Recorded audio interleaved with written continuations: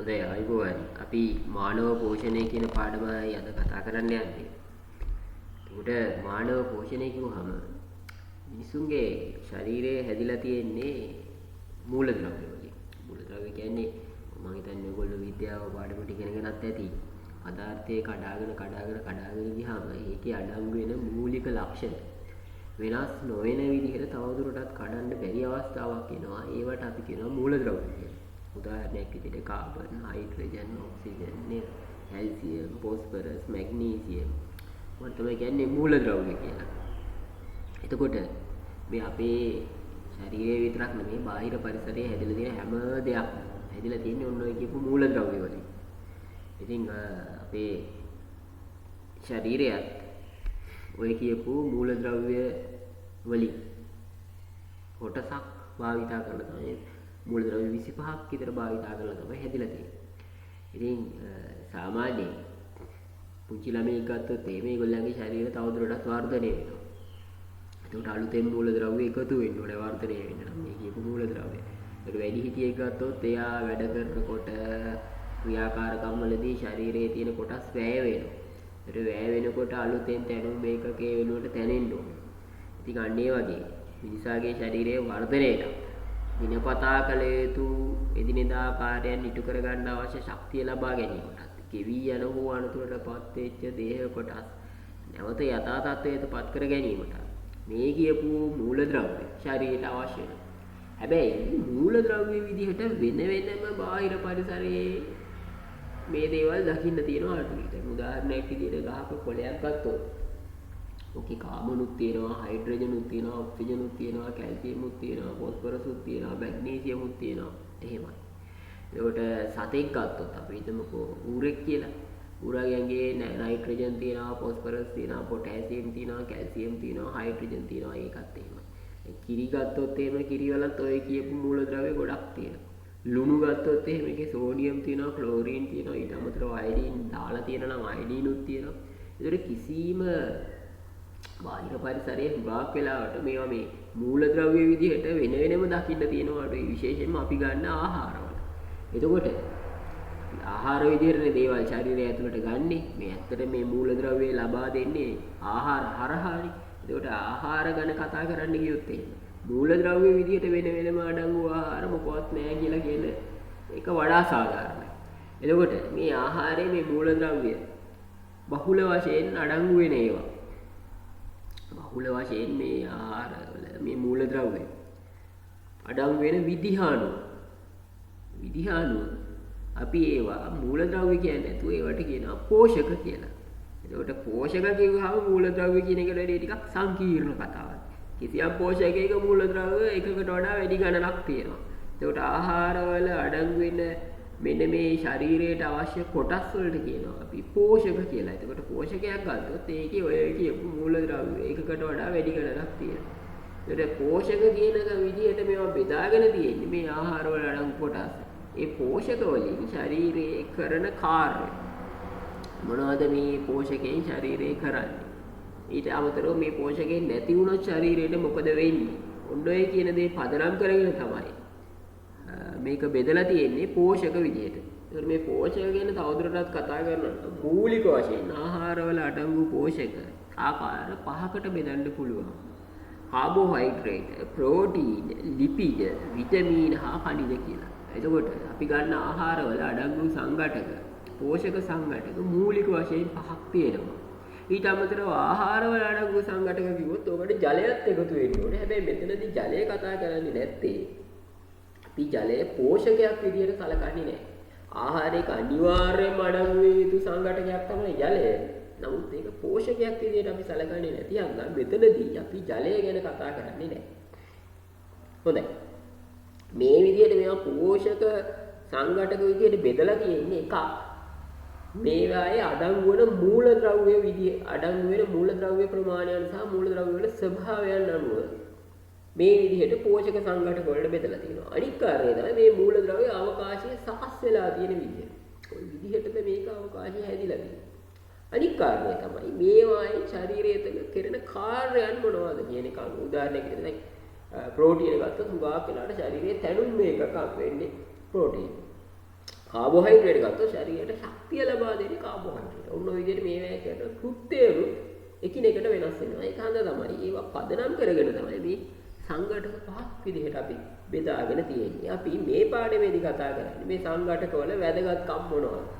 ඒකට මේ පෝෂක සංඝටක අඩංගු වෙන ආහාර මොනවද? ඊට පස්සේ මේ පෝෂක සංඝටක ශරීර වලට නොලැබුණොත් වෙන්නේ මොකක්ද?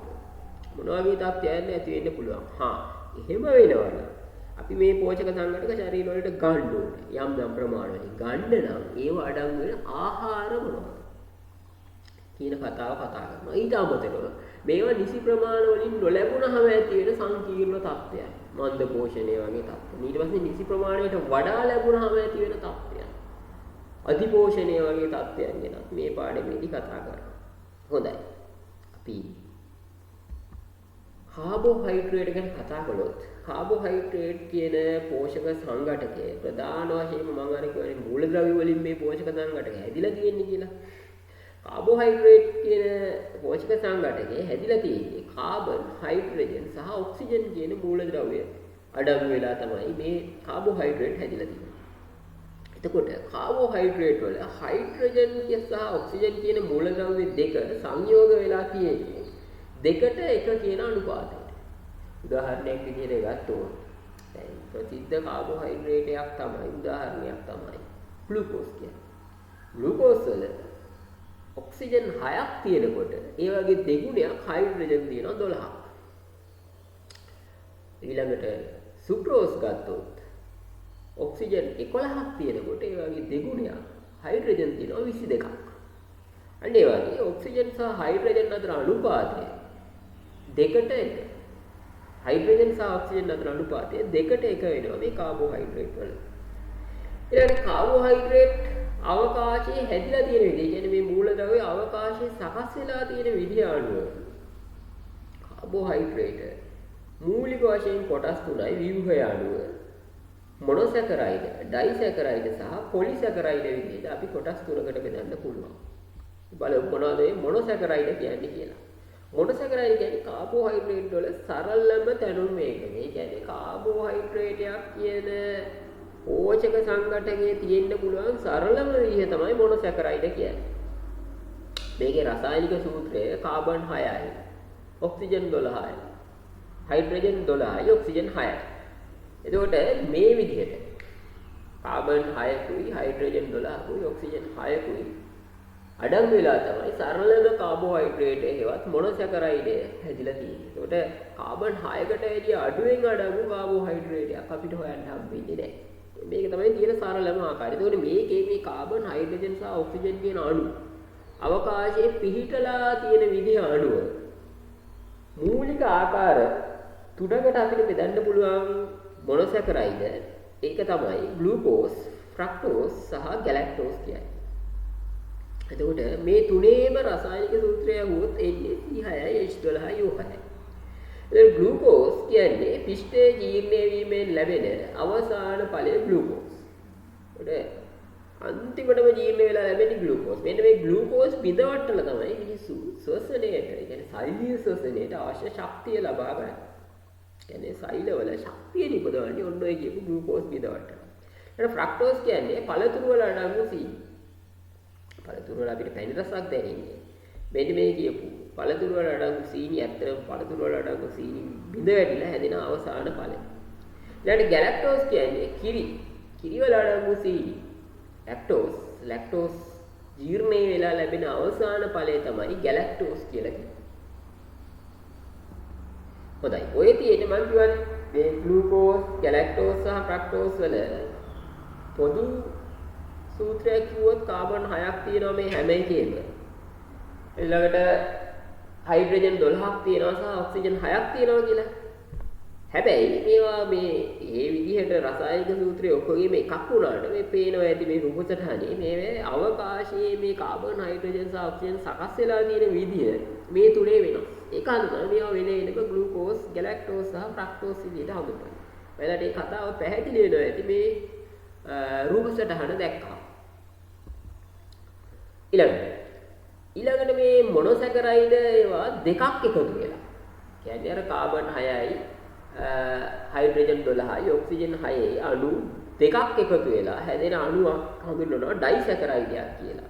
ඒකට ඊළඟ කාබෝහයිඩ්‍රේට් වර්ගය තමයි ඩයිසැකරයිඩ්. මොනොසැකරයිඩ් අණු දෙකක් එකතු වෙලා තමයි ඩයිසැකරයිඩ් හැදෙන්නේ. ඒකට මේවේ අණු අවකාශයේ සකස් වෙලා තියෙන විදිහ අණුව මූලික ඩයිසැකරයිඩ් තුනක් හඳුනා ගන්න පුළුවන්. මෝල්ටෝස්, සුක්‍රෝස් සහ ලැක්ටෝස්. මෝල්ටෝස් හැදෙන්නේ ග්ලූකෝස් අණු දෙකක් එකතු වෙලා. ඔය ප්‍රරෝහණය වන බීජ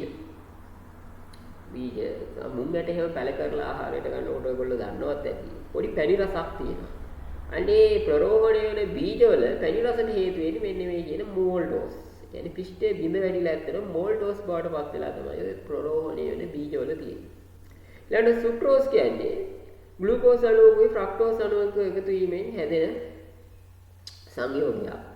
එතකොට ඔය උක්ගස් වල එහෙම පැණි රසට ඔය අපි සීනි හදන්න ගන්න උක්වල එහෙම පැණි රසට හේතු වෙන්නේ. මෙන්න මේ කියපු සුක්‍රෝස් තමයි. ඊළඟ ලැක්ටෝස් කියන්නේ ග්ලූකෝස් සහ ගැලැක්ටෝස් අණුවක් එකතු වෙලා අණු දෙකක් එකතු වෙලා තමයි හැදිලා තියෙන්නේ. ගැලැක්ටෝස් කියන්නේ මම අර ඉස්සෙල්ලා ලැක්ටෝස් කියන්නේ මම අර ඉස්සෙල්ලා කිව්වා වගේ කිරි වල අඩංගු සී. ඔය ලැක්ටෝස් බින්දලා බිඳ වැටලා තමයි ග්ලූකෝස් සහ ගැලැක්ටෝස් කියන මොනොසැකරයිඩ් අණු හැදෙන්නේ. එතකොට ඩයිසැකරයිඩ් මූලික ආකාර තුනයි මෝල්ටෝස්, සුක්‍රෝස් සහ ලැක්ටෝස්. මේකෙත් පේනවා ඇති මේ අවකාශයේ අණු සකස් වෙලා තියෙන විදිහ මේ තුනේ එකිනෙකට වෙනස්. මම අර කලින් කියපු කතාව තමයි මෙතන වෙන්නේ. ඊළඟට මොනොසැකරයිඩ් අණු ගොඩක් එකතු වෙලා විශාල ප්‍රමාණයක් එකතු වෙලා බහු අවයවීකරණය වෙනවා කියලා අපි ඔකට කියනවා. පොලිසැකරයිඩ් හැදෙනවා. එතකොට පොලිසැකරයිඩ් විශාල ප්‍රමාණයක් තියෙනවා එක එක විදිහේ පොලිසැකරයිඩ්. අපි මෙතනදී පෝෂණයේදී අපිට වැදගත් වෙන්නේ සෙලියුලෝස්, පිෂ්ඨය හා ග්ලයිකෝජන් කියන පොලිසැකරයිඩ් වර්ග තුන තමයි. ඒතර පිෂ්ඨය කියන්නේ ග්ලූකෝස් අණු විශාල සංඛ්‍යාවක් එකතු වෙලා තමයි පිෂ්ඨය නිපදෙන්නේ. ඒකට ඔය ශාකවල ප්‍රභාෂාංශලේෂණයේදී නිපදවන ග්ලූකෝස් අන්තිමට ශාක තුල ගබඩා කරන්නේ පිෂ්ඨයේ විදිහට. උදාහරණයක් විදිහට ඔය ධාන්‍ය වල තියෙන අපිට පිටු රසක් තේරෙනවානේ කනකොට. අල වර්ගවල. ඔන්න ඔය කියන්නේ ඔය ශාකවල නිපද වෙච්ච ආහාර සංචිත කරලා තියෙන තැන් වල. ධාන්‍ය කියන්නේ බීජ, අල වර්ග. ආහාර ශාකවල ආහාර සංචිත කරලා තියෙන තැන්. ඒකට ඒවා සංචිත කරලා තියෙන්නේ පිෂ්ඨයේ විදිහට. ඊට පස්සේ ග්ලයිකෝජන් කියන්නේ සත්තුන්ගේ ශරීරයේ වලත් නිපද වෙනවනේ ආහාර වලින් නිපදවනවානේ කාබෝහයිඩ්‍රේට් වැඩිපුර තියෙන ඒවා තැම්පත් කරන්නේ ග්ලයිකෝජන් විදිහට. ඒක ග්ලයිකෝජන් සත්ත්ව පිෂ්ඨයේ විදිහට හඳුන්වනවා. මොකද දැන් ශාකවල ආහාර සංචිත කරන්නේ පිෂ්ඨයේ විදිහට. සත්තුන්ගේ පිෂ්ඨය හදන්නේ නැහැනේ. සත්තුන්ගේ හදන්නේ ග්ලයිකෝජන්. ඒක හන්ද මේවා සත්ත්ව පිෂ්ඨයේ විදිහට හඳුන්වනවා. මොකද ආහාර සංචිත කරන්නේ ගස්වල පිෂ්ඨයේ විදිහට සත්ත්ව සම්පත් තැම්පත් කරන්නේ ග්ලයිකෝජන් විදිහට. ඒක ග්ලයිකෝජන් විදිහට ආහාර තැම්පත් කරන්නේ ප්‍රධාන වශයෙන්ම අක්මාව තුල තමයි. ඊළඟ ඩයිසැකරයිඩ් ඊළඟ පොලිසැකරයිඩ් තමයි සෙලියුලෝස්.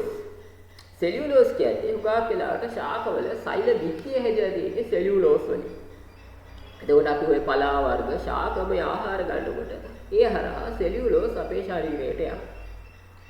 හොඳයි. මේ තියෙන්නේ මේ පොලිසැකරයිඩ් එකට උදාහරණයක්. මේ පේනවනේ අර මේ බෝල විදිහට ඇදලා තියෙන්නේ ඔය මොනොසැකරයිඩ් තමයි. ඒතර මොනොසැකරයිඩ් විශාල සංඛ්‍යාවක් එකතු වෙලා තමයි මේ ග්ලූකෝස් අණු විශාල සංඛ්‍යාවක් එකතු වෙලා තමයි මේ පිෂ්ඨය කියන විශාල අණුව හැදිලා තියෙන්නේ. හොඳයි. මම අර ඉස්සෙල්ලත් විස්තර කළා වගේ ශාකවල අඩංගු වෙන කාබෝහයිඩ්‍රේටයක් තමයි සෙලියුලෝස් කියන්නේ. සෙලියුලෝස් කියන එක ජීර්ණය කරන්න මිනිස්සු තුල එන්සයිම් නැහැ. සත්තු තුල නම් එන්සයිම් කියන විශේෂයෙන්ම ඔය රෝමාන්ත්‍රික සතුන් කියලා අපි කියනවා. රූමණයක් ධර්ම සතුන්. අපි සත්ත්ව පාලනයේ පාඩමේදී ඒක වෙනම කතා කරනවා. ඔය ගවය එළුව වගේ සතුන්ට නම් සෙලියුලෝස් ජීර්ණය කරන්න පුළුවන් බැක්ටීරියා හරහා. නමුත් මිනිස්සුන්ට සෙලියුලෝස් ජීර්ණය කරන්න බෑ. ඉතින් ජීර්ණය කරන්න බැරි එකක් ඇයි එහෙනම් අපි ආහාරයට ගන්න කියන ප්‍රශ්නේ මතුවෙන්න පුළුවන්. ජීර්ණය කරන්න බෑ නේද? බිඳ වැටෙන්නේ නැහැ නේද? ඒකට ඒකේ කිසිම දෙයක් අපිට ලබා ගන්න බෑ. නිකාම මල ද්‍රව්‍යات එක්ක පිට වෙලා යනවා. හැබැයි මේ සෙලියුලෝස් ජීර්ණය වුණේ නැති වුණාට මේ සෙලියුලෝස් කෙඳි ස්වභාවයක් කියලා. අනුකල ගහකුණක් තියෙනවානේ කෙඳිමේ ගතියක් නේද?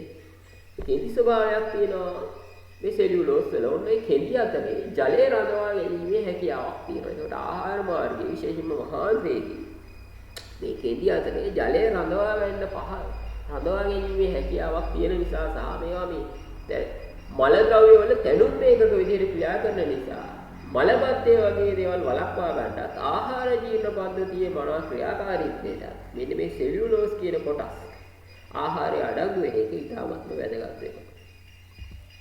හොඳයි. ඔය තියෙන්නේ අපි මෙච්චර වෙලා කතා කරපු කාබෝහයිඩ්‍රේට් සඳහා අඩංගු ආහාර සඳහා පොදු උදාහරණයක්. ඔයාලට පේනවා බලපුවාම. පිෂ්ඨය තියෙන ආහාර අඩංගු වෙනවා. ඊට අමතරව මේ පැණි රස, පැණි සීනි වගේ දේවලුත් අඩංගු වෙනවා කාබෝහයිඩ්‍රේට් අඩංගු ආහාරවලට. ඊළඟට කාබෝහයිඩ්‍රේට් දැන් මොකද්ද මේ පෝෂක සංඝටකයේ ශරීරය තුළ කරන්නේ කියන කතාව කතා කළොත් ඇත්තටම කාබෝහයිඩ්‍රේට් වැදගත් වෙන්නේ ශක්ති ප්‍රභාවයක් විදියට. මම අර ඉස්සෙල්ලා කිව්වා වගේ මිනිසුන්ගේ සෛල ඇතුලේ ග්ලූකෝස් කාබෝහයිඩ්‍රේට් ජීර්ණ වෙලා අන්තිමට ලැබෙන ඵලය ග්ලූකෝස්නේ. ග්ලූකෝස් බිඳවට්ටලා ශරීරයේ සෛල තුළ ශක්තිය නිපදවන්න භාවිතා කරනවා. ඒක ඔය ශක්තිය භාවිතා කරලා තමයි අපි එදිනෙදා කාර්යයන් කරගන්නේ. ඊට අමතරව වැඩිපුර තියෙන කාබෝහයිඩ්‍රේට් සංචිත ආහාරයක් විදිහට අක්මාව තුළ ගබඩා කරනවා. ඒකට මිනිහේ ආහාර නොගෙන හිටියයි කියලා දවස් කීපයක් මැරෙන්නේ නැත්තේ අන්න ඒ කාර්යය ඒ හේතුව හඳුනනවා. මොකද මේ ගබඩා කරලා තියෙන සංචිත ආහාර නොලැබුණොත් හෝ ආහාර අඩුවෙන් ගන්න අවස්ථාවක ශක්තිය නිපදවීම සඳහා භාවිතා කරන්න පුළුවන්. ඊට අමතරව නියුක්ලික් අම්ල කියන්නේ ඔයාලා විද්‍යාවට කතා කරලා ඇති DNA සහ RNA කියලා. සත්ව සෛල සහ ශාක සෛල තුල එතකොට සංඝටක තියෙනවා. ඒවා නිපදවන්නත් මේ කාබෝහයිඩ්‍රේට් භාවිතා වෙනවා. ඊළඟ පෝෂක සංඝටකය තමයි ප්‍රෝටීන් කියන්නේ. ප්‍රෝටීන් හැදිලා තියෙන මූලද්‍රව්‍ය කතා කළොත් කාබන්, හයිඩ්‍රජන්, ඔක්සිජන් සහ නයිට්‍රජන්. කාබෝහයිඩ්‍රේට් වල තිබුණ නැති වැදගත් මූලද්‍රව්‍යයක් තමයි නයිට්‍රජන්. ප්‍රෝටීන් මේක අනිවාර්යයෙන්ම නයිට්‍රජන් අඩංගු විය යුතුයි. ඒකට ප්‍රෝටීන් වල තැනුම් මේකේ දැන් කාබෝහයිඩ්‍රේට් වල කැඩෙන්න පුළුවන් අවසාන අවස්ථාව අපි කියන්නේ මොනොසැකරයිඩ් කියලා. ග්ලූකෝස් කියලා. ඒ වගේ ප්‍රෝටීන් වල තැනුම් මේකකේ ඇමයිනෝ අම්ල. ඇමයිනෝ අම්ල කියන සංයෝග විශාල සංඛ්‍යාවක් එකතු වෙලා තමයි ප්‍රෝටීන් කියන එක හැදිලා තියෙන්නේ. ඒක තමයි බහුව ව්‍යවීකරණය වීමෙන් ප්‍රෝටීන් හැදිලා තියෙනවා කියලා තියෙන්නේ. එතකොට ප්‍රෝටීන් හුඟක් වෙලාවට ශරීරයට ලැබෙන්නේ සත්ව සම්භාවයක් තියෙන මස් මාළු කිරි බිත්තර වල අඩංගු වෙනවා. ඊට අමතරව ඔය සෝයා බෝජි, කඩල, මුං වගේ මාංශ භෝග වල ප්‍රෝටීන් බහුලව අඩංගු වෙනවා. එතකොට මම අර කියපු ඇමයිනෝ අම්ල. ඇමයිනෝ අම්ල එක අංශු අවකාශයේ සකස් වෙලා තියෙන විදිහ තමයි ඔය රූපසටහනේ පෙනෙන්නේ. ඒ වගේ ඇමයිනෝ අම්ල ගොඩක් එකතු වෙලා ප්‍රෝටීනයක් තැනෙන හැටි තමයි ඔය රූපසටහනේ දක්වලා තියෙන්නේ. ඊළඟට ප්‍රෝටීන් අඩංගු ආහාර ගැන කතා කළොත් ප්‍රෝටීන් අඩංගු ආහාර තමයි ඔය රූපසටහනේ පෙන්නලා තියෙන්නේ. මම අර ඉස්සෙල්ලා කිව්වා වගේ සත්වමය සම්භාවයක් සහිත මස් මාළු කිරි බිත්තර චීස් ඒ වගේ දේවල් ඊට අමතරව අර මාංශ භෝග රනිල ශාකවල ධාන්‍ය ඊට අමතරව ඔය අලි කැට peer වගේ පළතුරු ඒවායේ ප්‍රෝටීන් අඩංගු වෙනවා. ඒතර ප්‍රෝටීන ශරීරය තුල කරන්නේ මොකක්ද? ප්‍රෝටීන වල කෘත්‍ය මොකක්ද ශරීරයේ කියන එක කතා කළොත් මූලික වශයෙන්ම ප්‍රෝටීන් වල කාර්යය තමයි අපේ ශරීරයේ තැනුම් මේකකය තමයි ප්‍රෝටීන්. අපේ මේ ශරීරයේ පේශි, නිය, දත්, ඊළඟට කේස්, ලොම් ගාප් මේ තැනුම් මේක අපේ මේ අතන වර්ණක පා හෝමෝන මේ සියල්ල ප්‍රෝටීන් වලින් තමයි හැදිලා තියෙන්නේ. ඒකට දේහය නිර්මාණය වෙන්න වැදගත්ම සංඝටකයක් තමයි ප්‍රෝටීන්. ඒකට දේහය වර්ධනය වෙනවා කියන්නේ අලුතෙන් තැනුම් මේකක හැදෙන එකනේ. ඒකට දේහයේ වර්ධනයේට ප්‍රෝටීන ඉතා වැදගත්. ඊට පස්සේ කිවිගිය පටක අලුත් වැඩියා. ඒත් කියන්නේ ශරීරයේ තැනෙන එකනේ. ඒකටත් ප්‍රෝටීන් වැදගත් වෙනවා. හෝමෝන සහ එන්සයිම් වැඩි හරියක් ප්‍රෝටීන්. ඊළඟට දේහයේ සමායෝජනය හා සමස්ථිතිය කියන කතන්දරයට වැදගත් වෙන්නේ ඔය හෝමෝන් සහ එන්සයිම්. ප්‍රතිදේහ කියන්නේත් වැඩි හරියක් තියෙන්නේ ප්‍රෝටීන් ආශ්‍රිතව නිපදෙන ද්‍රව්‍ය. ඊළඟට ශක්ති ප්‍රභාවයක් විදිහටත් ඇතැම් අවස්ථාවල ප්‍රෝටීන භාවිතය වෙනවා. ඊට අමතරව හිමෝග්ලොබින් වගේ දේවල් නිෂ්පාදනය කරන්නත් ප්‍රෝටීන වැදගත් වෙනවා. ඊළඟ පෝෂක සංඝටකය තමයි ලිපිඩ කියන්නේ. ලිපිඩ අඩංගු වෙලා තියෙන්නේ ලිපිඩ වල තියෙන මූලද්‍රව්‍ය කතා කරනොත් කාබන්, හයිඩ්‍රජන් සහ ඔක්සිජන්. එතකොට කාබෝහයිඩ්‍රේට් වල තිබෙත් කාබන්, හයිඩ්‍රජන් සහ ඔක්සිජන්. කොහොමද ওই දෙක වෙනස් වෙන්නේ? වෙනස් වෙන්නේ මම කිව්වා කාබන්, හයිඩ්‍රජන්, කාබෝහයිඩ්‍රේට් වල හයිඩ්‍රජන් සහ ඔක්සිජන් අතර අනුපාතය දෙකට එකයි කියලා. හැබැයි මේ ලිපිඩ වල හයිඩ්‍රජන් සහ ඔක්සිජන් අතර අනුපාතය දෙකට එකට වඩා වැඩි අගයක් ගන්න. ඊළඟට ලිපිඩ කියන එක මූලික වශයෙන් ආකාර දෙකකට තියෙනවා. එකක් තමයි කාබර උෂ්ණත්වයේදී ද්‍රව තත්ත්වයේ පවතින දේවල් වලට අපි කියනවා ලිපිඩ කියලා.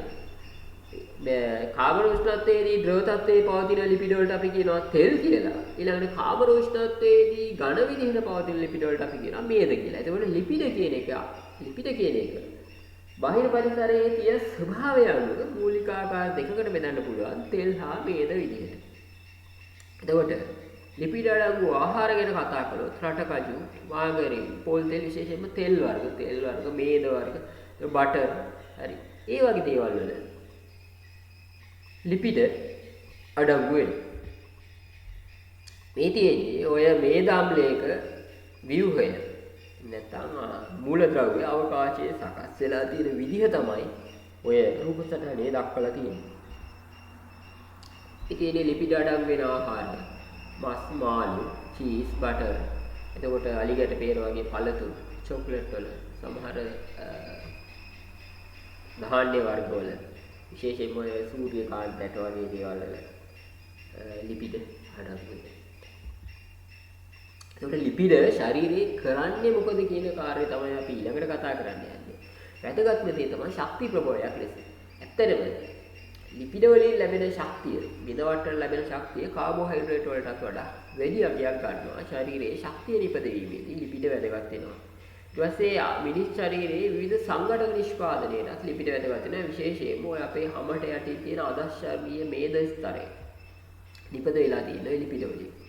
ඊළඟට මිනිස් ශරීරයේ ජල සංරක්ෂණය කරන්න.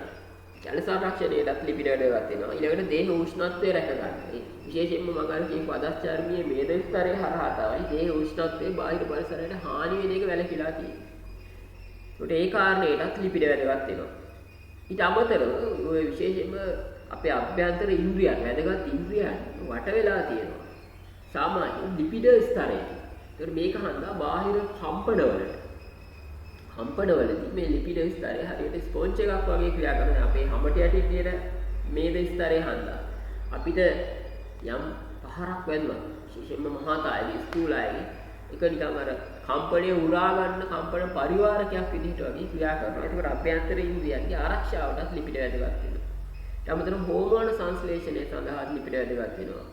ඊළඟට විටමින් සංශ්ලේෂණය සහ අපි ඉදිරියට කතා කරනවා විටමින් සමහර විටමින් වර්ග දිය වෙන්නේ මේදවල. ඒකට දිය කරලා පරිවහණය කරන්න සහ ගබඩා කරගන්නත් ලිපිඩ වැදගත් වෙනවා. ඊළඟ පෝෂක සංඝටකය තමයි විටමින් කියන්නේ. විටමින් කියන්නේ විවිධ මූලද්‍රව්‍යයන් සංයෝජනය වෙලා හැදිච්ච කාබනික සංයෝග. එතකොට ශරීරයේ සිද්ධ වෙන ජෛව රසායනික ක්‍රියාවලිය සඳහා ශාල ප්‍රමාණයකට අපි ඉදිරියට කතා කරනවා මොනවද කියලා විටමින් වැදගත් වෙනවා. එතකොට විටමින් වල රසායනික ස්වභාවය අනුව ඒවා අංශ සකස් වෙලා තියෙන විදිහ සහ ඒවා ශරීරයේ කරන කෘත්‍ය අනුව විටමින් කියන පොදු පෝෂකය අපි බෙදනවා. Vitamin A, B, C, D, E හා K විදිහට කොටස් වලට අපි බෙදලා තියෙනවා. ඔය විටමින් B කියන එක තවදුරටත් අපි බෙදනවා කොටස් වලට ආකාර 13කට විතර බෙදන්න පුළුවන් විටමින් B කියන එක. එතකොට වඩා සංකීර්ණ පෝෂක සංඝටකයක් තමයි විටමින් කියලා කියන්නේ. එතකොට මේ විටමින් අතුරින් විටමින් B හා C ජලයේ දිය වෙනවා. අනික් විටමින් ඒ කියන්නේ විටමින් A, D, E හා K ජලයේ දිය වෙන්නේ. මම අර ඉස්සෙල්ලා කිව්වා වගේ වේදවල දිය කරලා තමයි මේ විටමින ශරීරයට පරිවහණය කරන්න සහ ශරීරයේ කෘත්‍ය වලට යොදා ගන්න. එතකොට ජල ද්‍රාව්‍ය විටමින් මොනවද කියලා කිව්වොත් විටමින් B හා C. අනික් විටමින් මේද ද්‍රාව්‍ය විටමින්. ඊළඟට විටමින් ශරීරය තුල කරන්නේ මොකද කියන කෘත්‍යයට ආවොත් එහෙම පොදුවේ විටමින් ගැන කතා කරනවට වඩා පැහැදිලි විටමින් A ශරීරය තුල මොකද කරන්නේ ඒක ඌනතාවයට ඇති වුණොත් මොකද වෙන්නේ සහ ඒව අඩංගු ආහාර මොනවද කියන එක අපි වෙන වෙනම කතා කරනකොට වඩා පහසුයි මේක ඕගොල්ලන්ගේ පොතේ වහුවක් විදිහට දීලා තියෙනවා මම ඒක හැමම ගත්තේ නැහැ වෙන වෙනම අරගෙන තමයි කතා කරන්න කියලා දාගත්තේ හොඳයි විටමින් A ශරීරයේ වැදගත් වෙන්නේ විශේෂයෙන්ම අක්ෂී ඇස්වල සහ සමේ ක්‍රියාකාරීත්වයට තමයි විටමින් A වැදගත් වෙන්නේ. එතකොට විටමින් A ඌනතාවයක් ඇති වුණොත් ඇස්වල දුර්වලතාවයන් බලන්න ඔය තමස් අන්ධතාවය, රාත්‍රී අන්ධතාවය, පිටෝලප ඇතේ වගේ දේවල් ඇති වෙන්න පුළුවන්. ඊට අමතරව සමේ රෝග, සම වියලීම වගේ දේවල් ඇති වෙන්න පුළුවන්. ඊට අමතරව ශ්වසන පද්ධතියේ ක්‍රියාකාරීත්වයට විටමින් A වැදගත් වෙනවා. ශ්වසන රෝග ඇති වෙන්න පුළුවන් විටමින් A ඌනතාවයක් ආවොත්. ඒතර විටමින් A එහෙම ඌනතාවයක් ආවොත් ශරීරයේ ඒ ප්‍රශ්න ඇති වෙනවා නම් අපි දැනගන්න ඕනේ විටමින් A අඩංගු ආහාර මොනවද? අපි ඒ ආහාරයට ගත්තොත් නේ විටමින් A ශරීරයට ලැබෙන්නේ. ඒක හන්ද විටමින් A අඩංගු ආහාර මොනවද කියන එක අපි දැනගත යුතුයි. එතකොට නේ අපි විටමින් ඌනතාවයක් ඇති වුණොත් ඌනතාවයක් ඇති වීම වළක්වා ගන්න ඒ ආහාර ගන්න පුළුවන් වෙන්නේ. ඒකට මූලික වශයෙන් ඔයාලා මීට කලින් අහලත් ඇති සාමාන්‍ය පොදුවේ කියනවා කහ පාට එළවලු සහ පළතුරු වල විටමින් A අඩංගු වෙනවා කියලා. ඔයාලට ඒ කතන්දරේ පැහැදිලි වෙනවත් ඇති මේ රූප සටහනේ දාලා තියෙන විටමින් A අඩංගු ආහාර. බලපුවාම විශේෂයෙන්ම කැරට්. ඊළඟට වට්ටක්.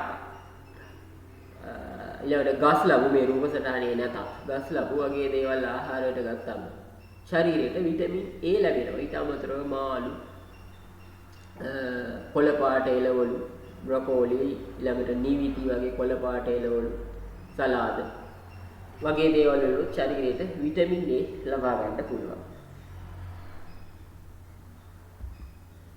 ඊළඟට විටමින් B ගැන කතා කළොත් මම කියවනේ විටමින් B කියන එක වඩා සංකීර්ණ විටමිනයක් ආකාර 13ක් විතර දකින්න පුළුවන් කියලා. ඒතකොට මේකෙන් අපි මුළු ආකාර 13ම කතා කරන්නේ නැහැ.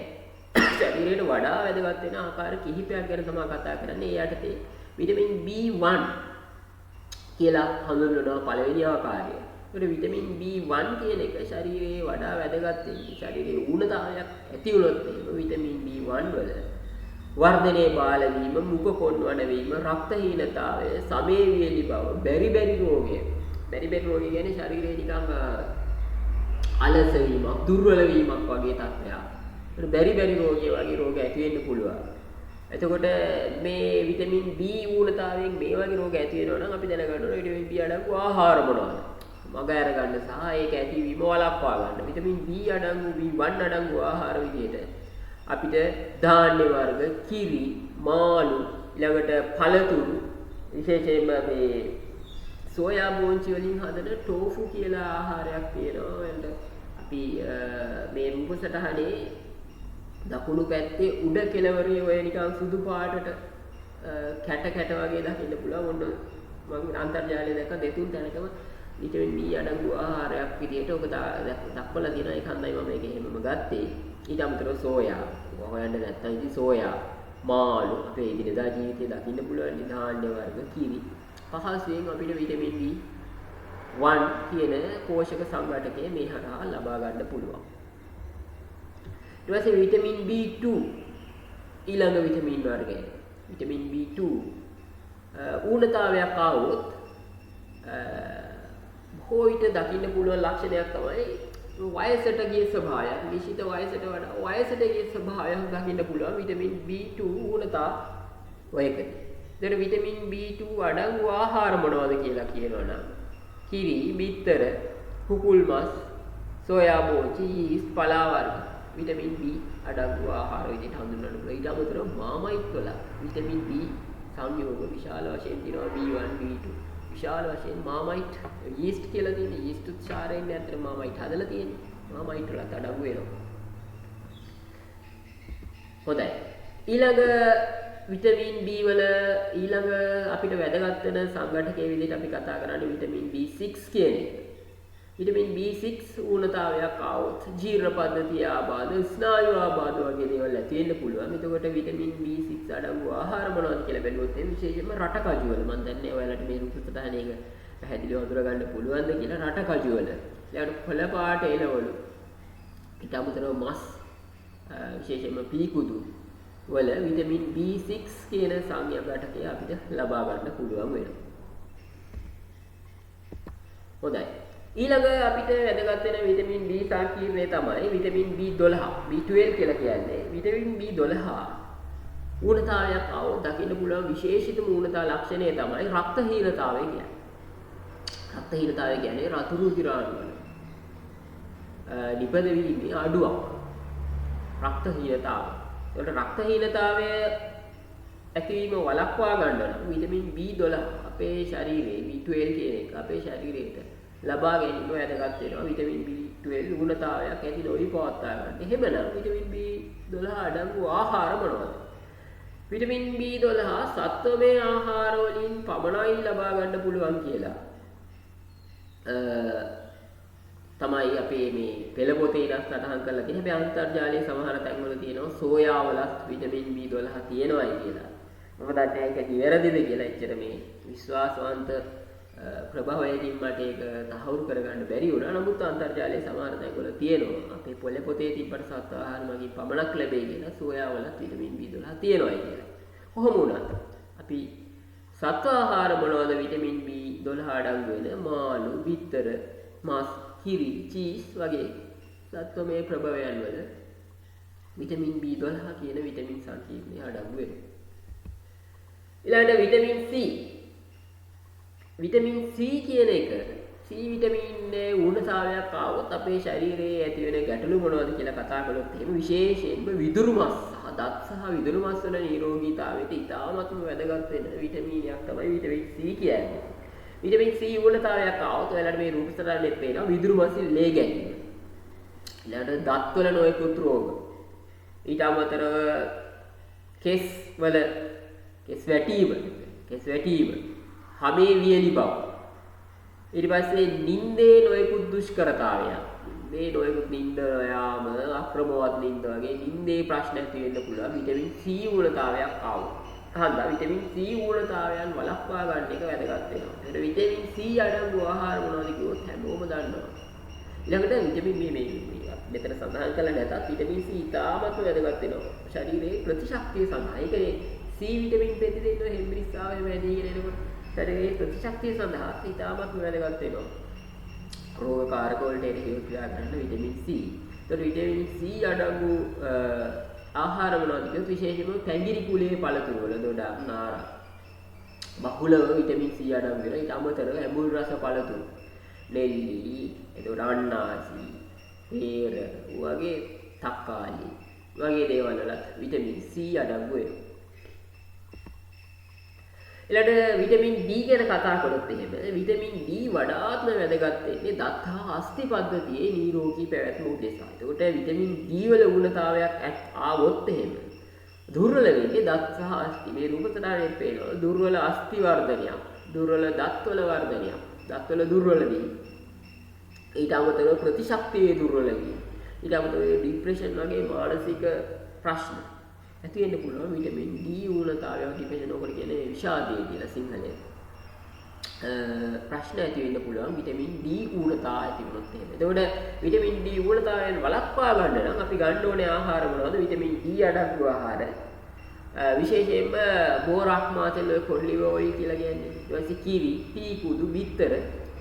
විටමින් D වල විශේෂ කතාව තමයි උදේ කාලේ හිරු එළියට සම නිරාවරණය වුණාම සමේ විටමින් D නිපදවා ගන්න පුළුවන්. කහන්දා නොමිලේ විටමින් D ශරීරයෙන් ලබා ගන්න පුළුවන් විදිහක් තමයි උදේ කාලේ පොඩ්ඩක් උදෑසන ආවේ ඇවිත්දාම සමේ ඉබේම විටමින් D නිපද වෙනවා. ඒකනේ පුංචි ළමයි වගේ ඔය ගෝ කාට් වල තියාගෙන උදේට අරන් යන පොඩ්ඩක් කියලා ඇවිදින්න දැකලා තියෙනවද දන්නේ නැහැ. ඊළඟට විටමින් E. විටමින් E විශේෂයෙන්ම මේ ලිංගික පද්ධතියේ ක්‍රියාකාරීත්වයට තමයි වැදගත් වෙන්නේ. නොමේරු දරුපත් ඇති වෙන්න පුළුවන් විටමින් E ඌනතාවයක් ආවොත් ප්‍රජනක ආබාධ රතු රිදුරවල බිඳී යාම. විශේෂයෙන්ම මේ ඊස්ට්‍රජන් හෝමෝනේ නිපදවන්න විටමින් E වැදගත් වෙනවා. ඒ කියන්නේ දන්නවද සමහර ගෑනු අය එහෙම විටමින් E කරලා මේ ಔಷධයක් විදිහට ගන්නවා නිකන් ලස්සන වෙන්නයි කියලා. නමුත් එහෙම ඖෂධ විදිහට ශරීරයට විටමින් E ගන්න එක මම අහලා කියවලා තියෙන විදිහට ඒ තරම්ම යෝග්‍ය නැහැ. මොකද විටමින් ඌනතාවයට වඩාත්ම සුදුසු ක්‍රමය තමයි ආහාර හරහා ඒ ඌනතාවයන් නිවැරදි කරගන්න එක. විශාල ඌනතාවයකදී නෙවෙයි. එතකොට විටමින් E අඩංගු ආහාර මොකක්ද? මොනවද? බටර්, කිරි, කොළ පාට එළවලු වගේ දේවල් වල තමයි ඊළඟට එළවලු තෙල් විටමින් E අඩංගු වෙනවා. එතකොට අපිට ඖෂධ හරහා අරගෙන ශරීරයේ ඖෂධවල නොයෙකුත් අතුරු බල ඇති කර ගන්නවට වඩා මෙන්න මේ කියපු ආහාර හරහා විශේෂයෙන්ම ඔලිව් තෙල්, එළවලු තෙල්, බටර්, කිරි අපිට බොහොම පහසුවෙන් ලබා ගන්න පුළුවන් ආහාර ගස් ලබු මේ වගේ දේවල් වල විටමින් E අඩංගු වෙනවා. නිවිති. ඒකට ඒ හරහා අපිට විටමින් E ඌනතාවයන් වළක්වා ගන්න පුළුවන්. ඊට විටමින් D විටමින් K මෙතන විටමින් D ගුණතා ලක්ෂණ කියලා තමයි ගහලා තියෙන්නේ. විටමින් D ගුණතාවය ගැන කලින් කතා කළා. විටමින් K ගුණතාවය මම හිතන්නේ මේ ස්ලයිඩ් එකේ වැරදීමකින් මේක ටයිප් වෙලා තියෙන්නේ. විටමින් K ගුණතාවය ගැන තමයි ඊළඟට කතා කරන්නේ. විටමින් K ඇත්තටම වැදගත් වෙන්නේ ශරීරයේ ලේ කැටි ගැනීම. කවුරුත් දන්න පොදු කතාවක් මම හිතන්නේ අහලත් ඇති මේ ළමයි. විටමින් K වැදගත් වෙන්නේ ලේ කැටි ගැසීම සඳහා. ඒතර විටමින් K ඌනතාවයේදී ඇති වෙන ප්‍රධානතම ඌනතාව ලක්ෂණය තමයි ලේ කැටි ගැසීම දුර්වලයි. එතකොට මොකක් හරි වෙලා තුවාලයක් සිද්ධ වුණොත් රුධිරය ගලාගෙන යනවා, රුධිරේ කැටි ගැසීම පරක්කු වෙනවා. එතකොට විටමින් K අඩංගු ආහාර මොනවද කියපොත් කොළ පාට එළවලු, තක්කාලි ඊට අමතරව ශරීරයේදී නිපදවීමක් සිද්ධ වෙනවා කියලා ඔයගොල්ලන්ගේ පොතේ සඳහන් වෙනවා. දැන් අවස්ථාවල ඊළඟ පෝෂක සංඝටක අපි විටමින් ගැන කතා කළා. ඊළඟ පෝෂක සංඝටකය තමයි ඛනිජ. ඛනිජ කියන්නේ අර ඉස්සෙල්ලාට වගේ කාබන් සම්බන්ධ වෙලා හැදිච්ච සංයෝග නෙමෙයි. කාබන් සම්බන්ධ නැතුව හැදිච්ච සංයෝග. ඒක හන්ද මේවට කියනවා අකාබනික සංයෝග කියලා. එතකොට මේ ඛනිජ විදියට හඳුන්වන්නේ ඇත්තටම මේවා ඛනිජ කියලා කියන්නේ විවිධ මූලද්‍රව්‍ය. උදාහරණයක් විදිහට කැල්සියම්, ෆොස්ෆරස්, මැග්නීසියම් වගේ දේවල් තමයි මේ විදිහට ඛනිජ කියලා හඳුන්වන්නේ. හැබැයි මම අර කලින් කිව්වා වගේ වෙන වෙනම ඛනිජ ආහාර අඩංගු ආහාර වෙන වෙනම නෑ. මේ කැල්සියම් විතරක් මේකේ අඩංගුයි, ෆොස්ෆරස් විතරක්. එහෙම නෑ. ඛනිජ කියන දේවල් අපි වෙන වෙනම සැලකුවාට මූලද්‍රව්‍ය විදිහට මේවා ආහාරවල පොදුවේ අඩංගු වෙනවා. දැන් උදාහරණයක් විදිහට හාල් මැස්ස ගත්තොත් ඔහේ කැල්සියම් උත් තියෙනවා, ෆොස්ෆරස් උත් තියෙනවා. පොටෑසියම් උත් තියෙන්න පුළුවන්. ඒකට හාල් මැස්ස ආහාරයට ගන්න මේ ඛනිජ වර්ග තුනම ලැබෙනවා. හැබැයි අපි පෝෂණය පැත්තේ කතා කරද්දී ඛනිජ එකක් වෙන වෙනම කතා කරනවා. මොකද මේවා ශරීරය තුළ කරන කෘත්‍යයන් වෙනස් අංග.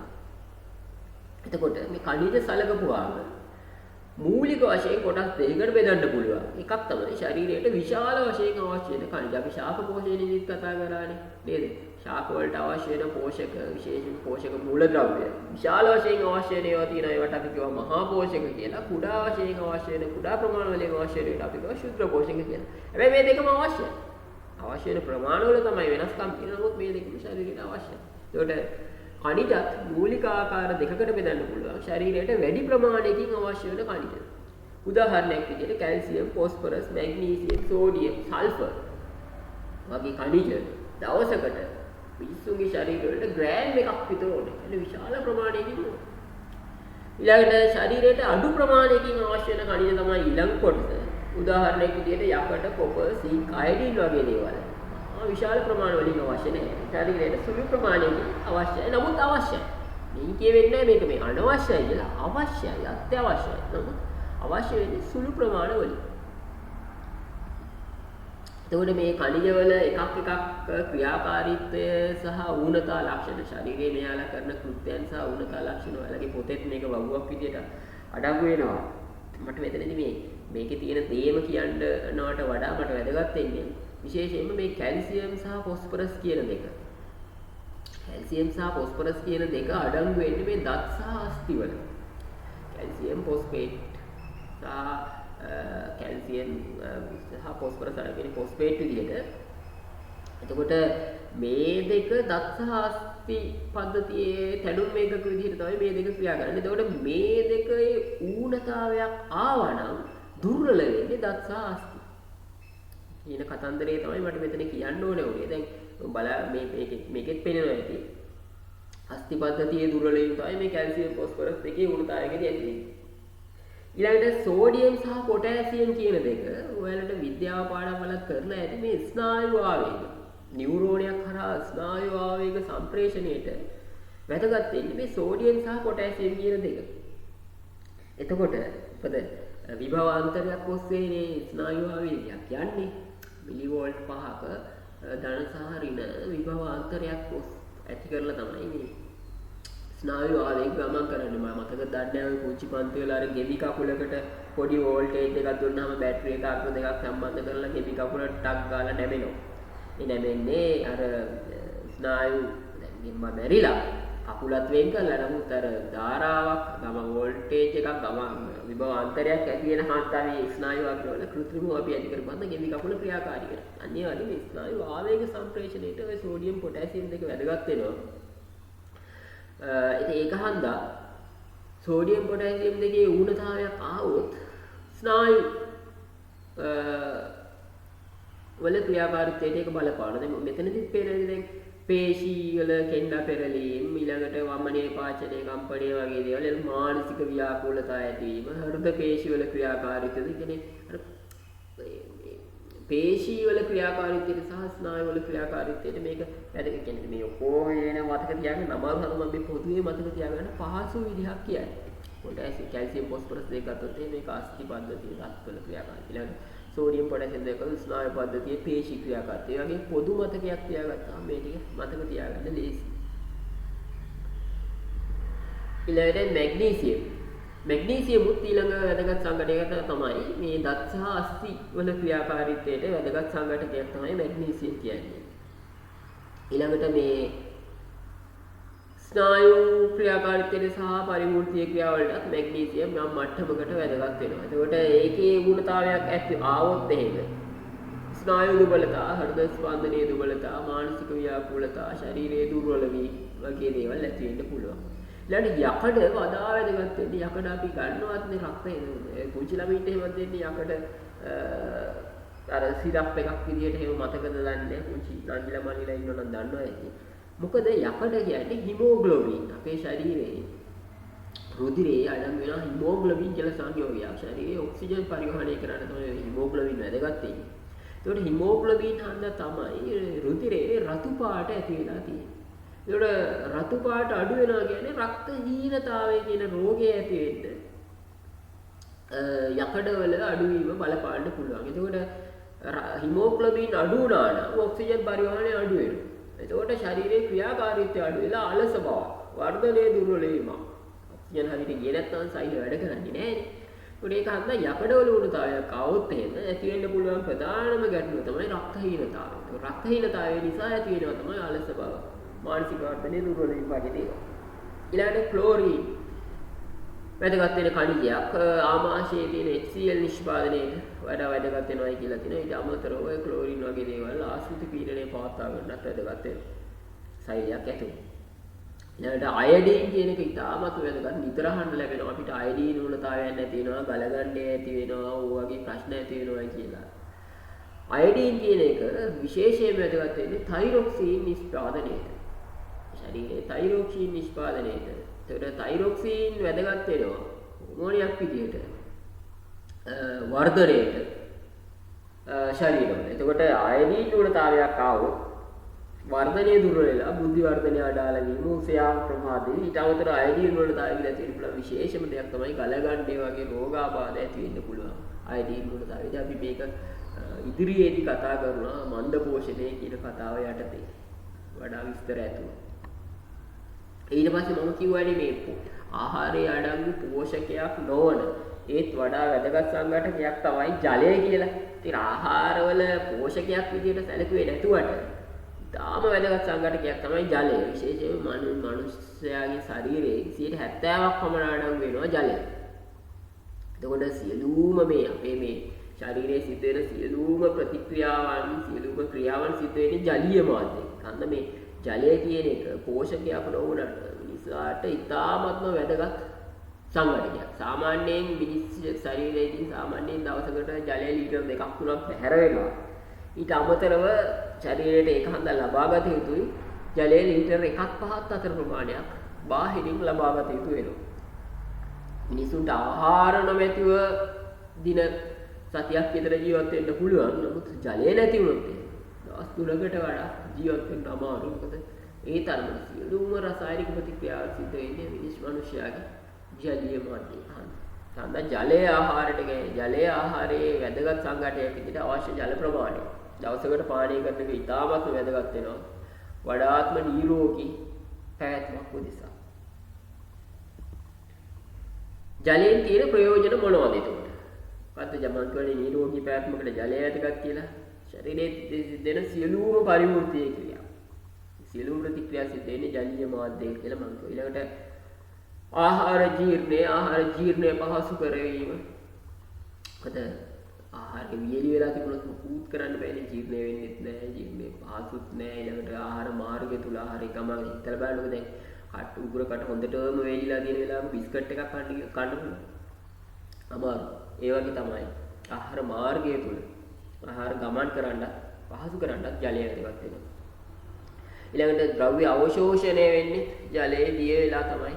ජලීය මාධ්‍යයක විදිහට තමයි ඔය පෝෂක සංඝටක අවශෝෂණය වෙන්නේ. අපද්‍රව්‍ය බැහැර කරන්න. ඒ කියන්නේ මල ද්‍රව්‍ය මල පහ කරන්න ජලයේ ශරීරයේ පවතින එක වැදගත් වෙනවා. මොකද ගාක් වේලි තත්ත්වයටපත් වුණොත් මිනිස් මල මොකද වෙන්නේ? මල බද්ධය වගේ දේවල් ඇති වෙන්න පුළුවන්. ඒක හන්දා මල ද්‍රව්‍ය බැහැර කිරීමේ මාධ්‍යයක් විදිහට විශේෂයෙන්ම මුත්‍රා විදිහට නේද? ශරීරයේ අඩංගු ලවණ ද්‍රව්‍ය බැහැර කරන්න මුත්‍රා විදිහට ජලය තමයි වැඩි ප්‍රමාණයක් මුත්‍රා වල අඩංගු වෙන්නේ ජලය තමයි. ඊට අමතරව මල ද්‍රව්‍ය වල ජල ප්‍රමාණය අඩු වුණොත් එහෙම මල බද්ධය වගේ තත්ත්වයක් නැති වෙන්න පුළුවන්. හොඳයි. ඊළඟ කොටස තමයි මේ අපි කතා කළා ආහාරයක අඩංගු වෙන්න ඕන පෝෂක සංඝටක සහ ඒ පෝෂක සංඝටක වලින් ශරීරයේ කරන කෘත්‍යයන්. ඊළඟට අපි කතා කළා ඒවායේ ඌනතාවයක් ඇති වුණොත් මොකද්ද වෙන්නේ කියලා. ඊළඟට අපි කතා කළා ඒවා අඩංගු ආහාර මොනවද කියලා. දැන් කතා කරන්නේ මේ පෝෂක සංඝටක නිසි ප්‍රමාණ වලින් නැති වුණාම මොන වගේ තත්ත්වයන්ට ඇති වෙන්නේ කියලා. එතකොට නිසි ප්‍රමාණ වලින් මේ පෝෂක සංඝටක ශරීරයට ලැබිලා නැහැ. ලැබිලා නැති වුණාම එකක් තමයි. ලැබිලා නැහැ හෝ ඕනකට වැඩිය ලැබිලා. එකක් තමයි ශරීරයේ වර්ධනය දුර්වල වෙන්න පුළුවන්. අර කිව්වා අපි කලින් කතා කළා වගේ ශරීරයේ නොයෙකුත් රෝගී තත්ත්වයන් නැති වෙන්න පුළුවන්. ඊට අමතරව ශරීරයේ අවශ්‍ය ප්‍රමාණයට වඩා වර්ධනය වෙන්න පුළුවන්. එතකොට ලංකාවේ මේ වගේ පෝෂණ තත්ත්වයන් සැලකුවොත් එහෙම ලෝක තත්ත්වයක් එක්ක විශේෂයෙන්ම දකුණු ආසියාවත් එක්ක සැලකුවොත් එහෙම ලංකාව සාමාන්‍යයෙන් ඉස්සරහින් ඉන්නවා. මොකද ලංකාවේ පෝෂක සෞඛ්‍ය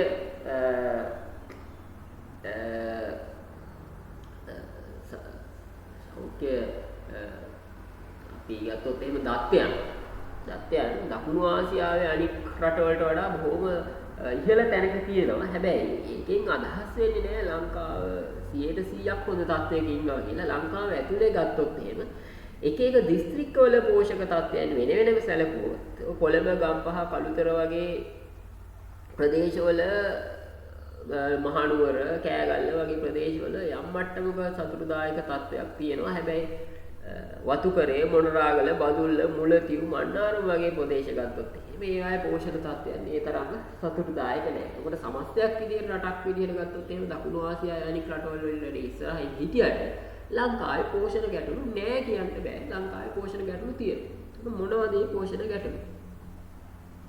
ඒකට ලංකාවේ දැනට දකින්න පුළුවන් ප්‍රධානම පෝෂණ ගැටලු තමයි මේ සඳහන් වෙලා තියෙන්නේ. අංක 1 තමයි අඩුබර දරුවපත්. අඩුබර දරුවපත් කියන්නේ සාමාන්‍ය අලුත උපන් දරුවේ කිලෝග්‍රෑම් 2.5කට වඩා. මම හිතන්නේ මේකේ ඒකකයේ සඳහන් වෙලා නැහැ. එතන මේ ෆොන්ට් එක පොඩ්ඩක් මාරු වෙලා තියෙනවා. කිලෝග්‍රෑම් 2.5කට වඩා බරින් අඩු නම් ඒක අපි හඳුන්වනවා අඩුබර දරුවපතක් කියලා. මේක සාමාන්‍යයෙන් ලංකාවේ උපදින දරුවන්ගෙන් 17ක් විතර අඩු බර ඇතිව තමයි උපදිනවා කියලා සඳහන් වෙලා තියෙන්නේ. ඒක තමයි එක පෝෂක ගැටලුව. ඊළඟට ගර්භණී මව්වරුන්ගේ යකඩ ඌනතාවය නිසා ඇති වෙන රක්ත හීනතාවය. අපි අර ඉස්සෙල්ලත් කතා කළානේ යකඩ පෝෂකයේ වැදගත් වෙනවා හිමෝග්ලොබින් කියන වර්ණකයේ නිෂ්පාදනය කියලා. ඒකට යකඩ ඌනතාවය නිසා ඇති වෙන රක්ත හීනතාවය ලංකාවේ තවත් පෝෂක ගැටලුවක්. මේක සාමාන්‍යයෙන් ගර්භණී මව්වරුන් අතරින් 30%ක විතර දකින්න පුළුවන්. ආගික ටිකක් ආසන්න සංඛ්‍යාවක්. ඊළඟට ගර්භණී මව්වරුන්ගේ බර අඩුවීම. ගර්භණී මව්වරුන්ගේ නියමිත විදිහට තියෙන්න ඕන බර ප්‍රමාණයට වඩා අඩු බර ප්‍රමාණයක් පැවතීම ඊළඟ පෝෂණ ගැටලුව. ඊළඟට ලදරු මරණ අනුපාතිකය. පුංචි ළමයි ඉපදිච්ච ගමන් ළමයි මැරෙන එකට තමයි කියන්නේ ලදරු මරණ ඇතිවීම කියලා. ඒකට මේ ලදරු මරණ 1000ක් ඉපදුනොත් 15ක් විතර උපන් අවස්ථාවේම මිය යනවායි කියලා සඳහන් වෙනවා. ඒතකොට ලදරු මරණ අනුපාතිකය 1000කට 15ක් විතර තමයි ලංකාවේ වෙන්නේ. මේක නරකම තත්ත්වයක් නෙවෙයි. දකුණු ආසියාවේ රටවල් එක්ක සලකපුවාම යම් මට්ටමක ඉහළ තත්ත්වයක්. නමුත් ලදරු මරණ අනුපාතිකය යුරෝපයත් එක්ක සංසන්දනය කරපුවාම අපි එච්චර හොඳ තැනක නැහැ. ඊළඟට ළමා මරණ අනුපාතිකය කියන්නේ ඉපදිලා අවුරුදු 5ට අඩු. අවුරුදු 5 දක්වා ඉපදිච්ච මොහොතේ සිට අවුරුදු 5 දක්වා අතර පරාසයේ ඉන්න ළමයින් මිය යාම. මේක සාමාන්‍යයෙන් 1000කට 21ක් විතර වෙනවා. එතකොට මෙහෙම වෙන්නත් හේතු මේ සියලු ගැටලු වලට හේතු. සියලු ප්‍රශ්න වලට හේතුව පෝෂණයේ විෂමතාව.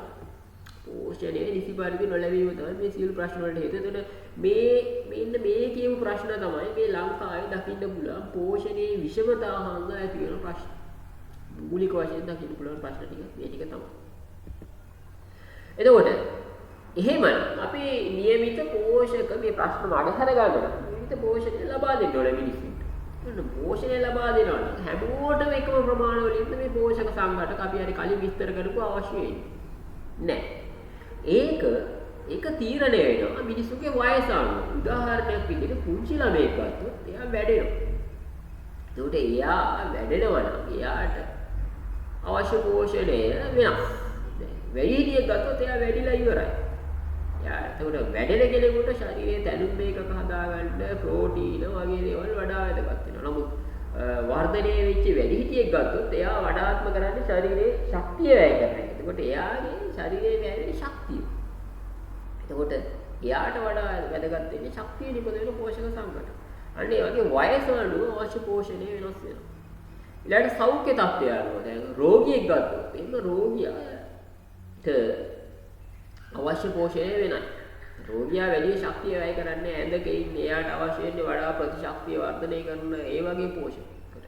නිරෝගී පුද්ගලයෙකුට අවශ්‍ය පෝෂක වෙනයි. ඒකට සෞඛ්‍ය තත්ත්වය අනුව අවශ්‍ය පෝෂණ අවශ්‍යතාවය වෙනස් වෙනවා. ඊළඟ ස්ත්‍රී පුරුෂ භාවය. කාන්තාවක් ගත්තොත් එහෙම උදාහරණයක් විදිහට ගලගන්නේ වගේ රෝග වඩාත් ඇති වෙන්න පුළුවන් ගැහැණු අයට. පිරිමයට ඒ වගේ රෝග ඇති වෙන්න තියෙන හැකියාව අඩුයි. ඒකට ඒ වගේ අයට අයඩීන් වැඩිපුර අවශ්‍යයි. එතකොට ස්ත්‍රී පුරුෂ භාවය අනුව පෝෂණය වෙනස් වෙනවා. එදිනෙදා කටයුතු. එදිනෙදා කරන රැකියාවල හිතන්න කුලී වැඩ කරන කෙනෙක්. කුලී වැඩ කරනකොට වැඩිපුර ශක්ති ජනක ආහාර අවශ්‍යයි. නමුත් පිෂ්ඨය අඩංගු ආහාර වැඩිපුර ගත්තට ඒකේ ඉච්චර ලොකු ප්‍රශ්නයක් නෑ. නමුත් එක තැනක වාඩි වෙලා වැඩ කරන හිතන්නකො කාර්යාලයක වැඩ කරන කෙනෙක් කියලා එයා පිෂ්ඨය අඩංගු ආහාර දිගින් දිගටම ගන්නවා. ශක්තිය වැය වෙන්නේ නෑ. ශරීරයට ව්‍යායාමයක් වෙන්නේ නෑ. ඊට පස්සේ කාලෙක දිය වැඩියා වගේ ප්‍රශ්න ඇති වෙන්න පුළුවන්. එතකොට එදිනෙදා කටයුතු අනුව ලබා ගන්න පෝෂක සංඝටක පෝෂක අවශ්‍යතාවය වෙනස් වෙනවා. හොඳයි. ඔය කියපු විදිහට එක අපි කියවනේ මම කියවනේ දැන් මෙන්න මේ කියන වයස සෞඛ්‍ය තත්ත්වය ස්ත්‍රී පුරුෂ භාවයේ එදිනෙදා කටයුතු වගේ සාධක අනුව ලබා දිය යුතු පෝෂක යන් සහ පෝෂක සංඝටක පෝෂක අවශ්‍යතාව වෙනස් වෙනවා කියලා. එතකොට අන්නේ විදිහට පෝෂක අවශ්‍යතාව අනුව පෝෂක නොලැබුණා ඇති වෙන්න පුළුවන් තත්ත්වයට තමයි අපි කියන්නේ දුෂ්පෝෂණය එහෙම නැත්නම් කුපෝෂණය කියලා. ඒකට දුෂ්පෝෂණය එහෙම නැත්නම් කුපෝෂණය කියන්නේ යම්කිසි පුද්ගලයෙකු ගනු ලබන ආහාරයේ අත්‍යවශ්‍ය පෝෂක එකක් හෝ කිහිපයක් නියමිත ප්‍රමාණයට වඩා අඩුවෙන් හෝ වැඩියෙන් අඩුවෙන් තියෙන්න පුළුවන්. එහෙම නැත්නම් වැඩියෙන් තියෙන. කියන්නේ අවශ්‍ය නියමිත ප්‍රමාණයට නැහැ. කො අඩුවෙන් එක්ක වැඩියෙන් තිබීම නිසා ඇති වෙන තත්ත්වය. එතකොට මේ කුපෝෂණය එහෙම නැත්නම් දුෂ්පෝෂණය කියන එක ආකාර දෙකයි. එකක් තමයි මන්ද පෝෂණය. අනිත් එක තමයි අධිපෝෂණය. මන්ද පෝෂණය කියන්නේ ඇත්තටම ආහාරය අඩංගු වූ පෝෂක සංඝටකයන් නියමිත තත්ත්වයන්ට වඩා අඩුවෙන් පැවතීම නිසා ඇති වෙන තත්ත්වයක්. අධිපෝෂණය කියන්නේ ආහාරය අඩංගු වූ පෝෂක සංඝටකයන් නියමිත ප්‍රමාණයට වඩා වැඩියෙන් පැවතීම නිසා ඇති වෙන තත්ත්වයක්. හොඳයි. ඊළඟට මන්ද පෝෂණය ගැන අපි ඊළඟට කතා කරමු. පුද්ගලයෙකු ගනු ලබන ආහාරයේ තිබිය යුතු පෝෂක එකක් හෝ කිහිපයක් නියමිත ප්‍රමාණයට වඩා අඩුවෙන් පැවතීම නිසා අපි ඉස්සෙල්ලා කතා කරලා අඩුවෙන් පැවතීම නිසා ඇති වෙන තත්ත්වයක් තමයි අපි කියන්නේ මන්ද පෝෂණය කියන්නේ. ඒකට මන්ද පෝෂණය නියමිත ප්‍රමාණයට පෝෂක සංඝටක තිබුණ නැත්නම් එකක් හෝ කිහිපයක් ප්‍රෝටීන් වෙන්න පුළුවන්, කාබෝහයිඩ්‍රේට් වෙන්න පුළුවන්, නැත්නම් විටමිනයක් වෙන්න පුළුවන්.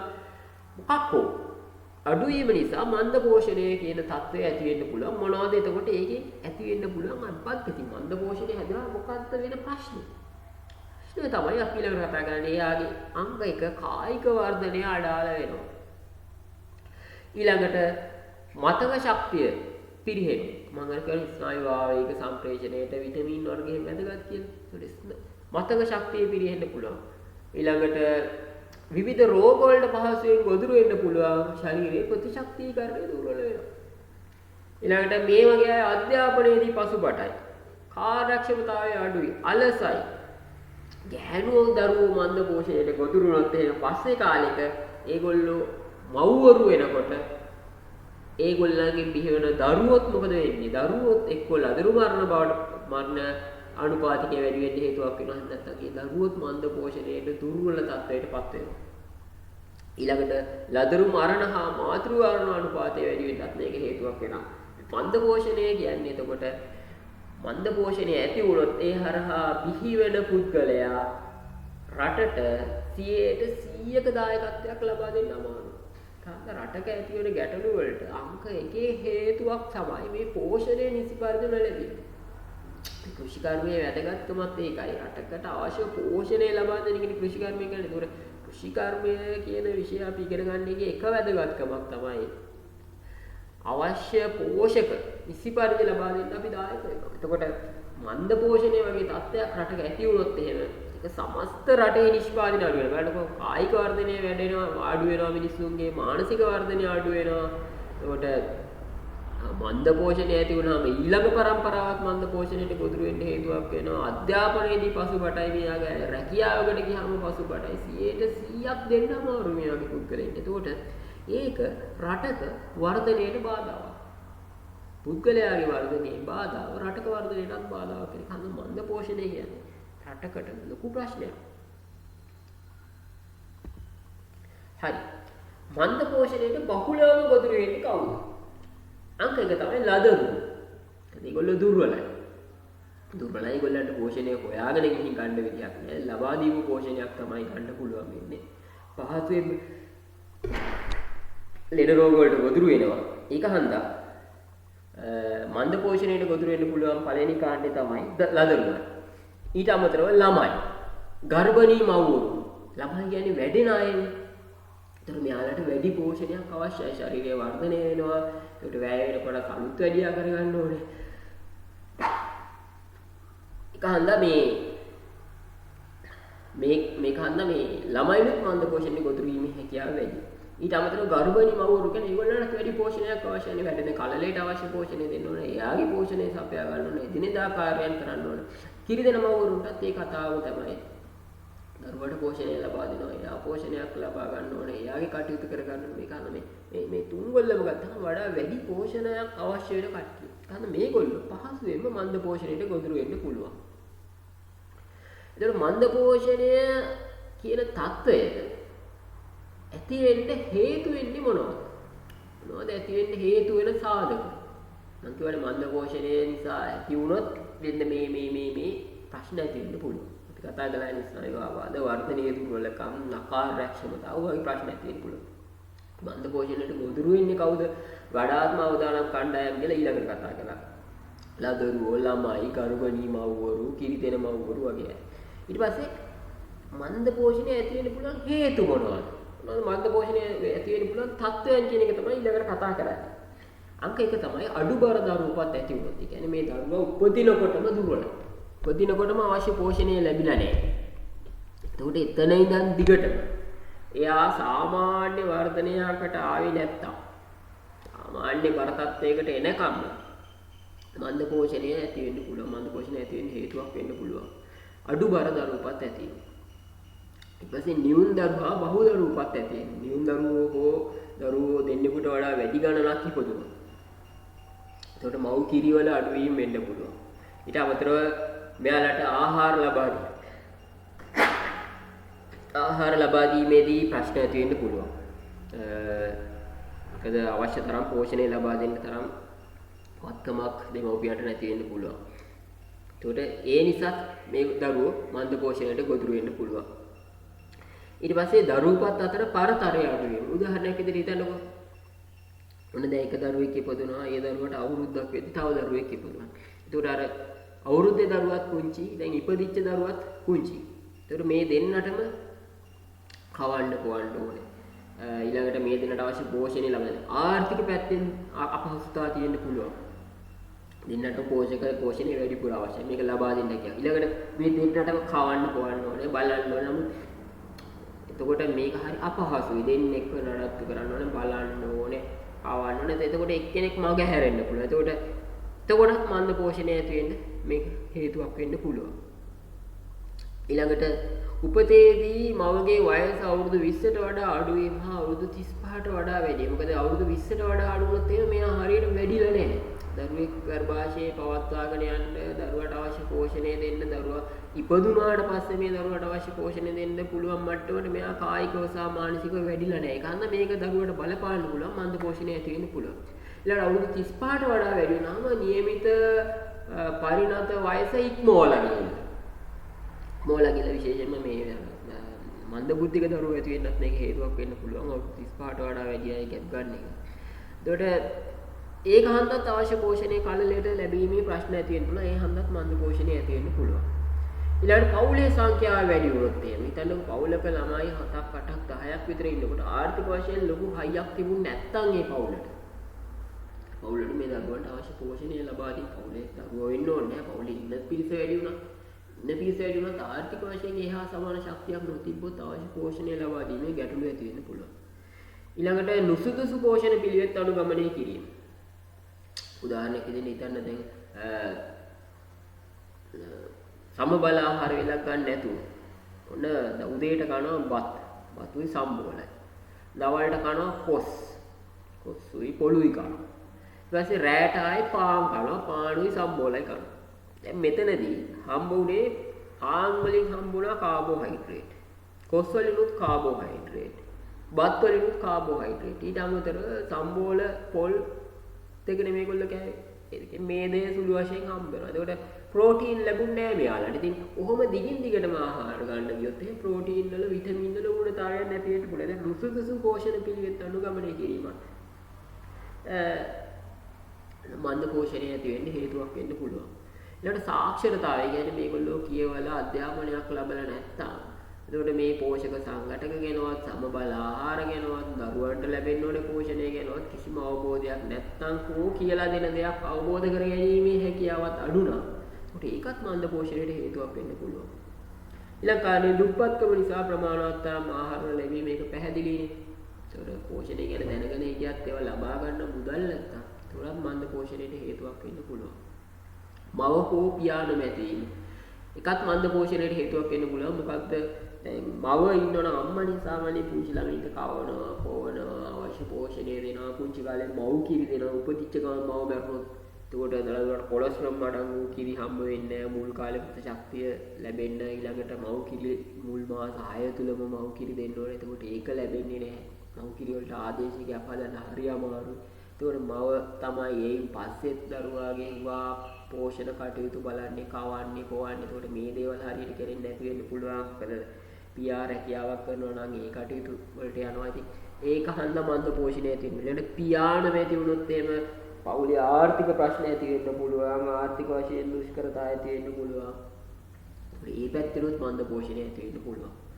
ඊළඟ නුසුදුසු පරිතාල තත්ත්වවල ජීවත් වීමෙන් පහසුවෙන් රෝග වලට ගොදුරු වීම. ඒකත් වෙන්න පුළුවන්. මොකද ඔය මුඩුක්කු පරිසරවල හරි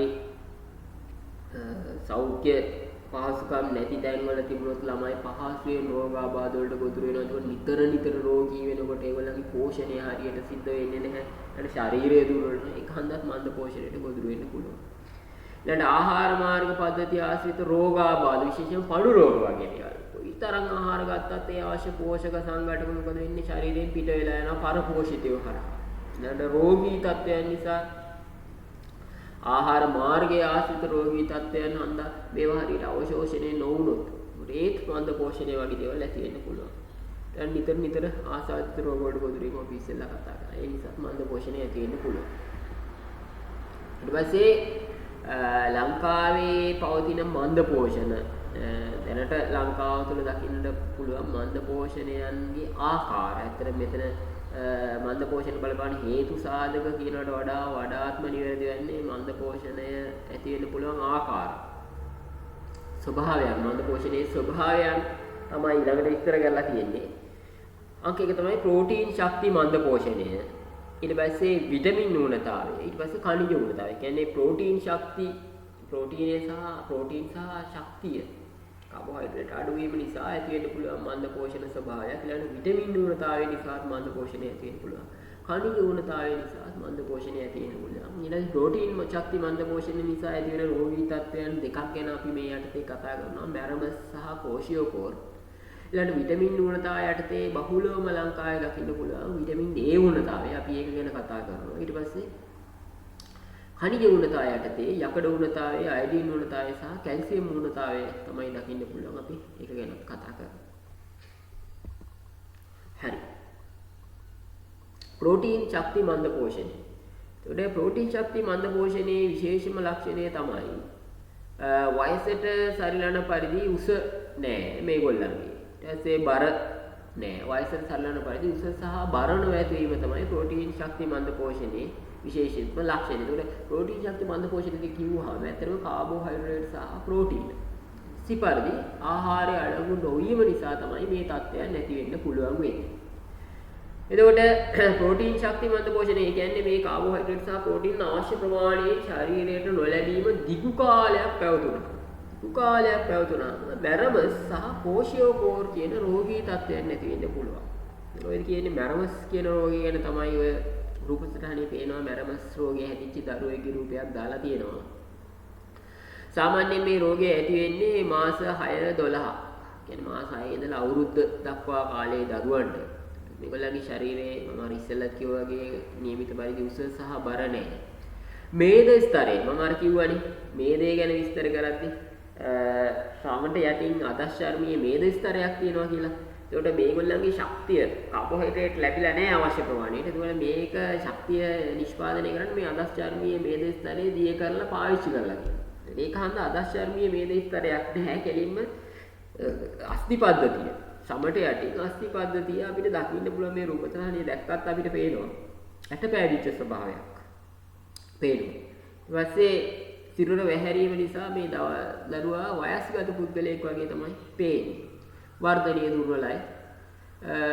උදරයේ ඉදිරියට නෙරායම කියලා දාලා තියෙනවා ඔයාලගේ පෙළපොතේ. ඒක නිසා මම මේක එහෙම දැම්මා. නමුත් අන්තර්ජාලයේ පරීක්ෂා කරනකොට නම් මේ රෝගයට උදරයේ ඉදිරියට නෙරායමක් රූපසටහන් වල නම් අපිට දකින්න හම්බුනේ නැහැ. කොහොමුණත් පොතේ තිබුණ නිසා මම ඒක දැම්මා. අන්තර්ජාලයේ නම් එහෙම කතන්දරයක් තිබුණේ නැහැ.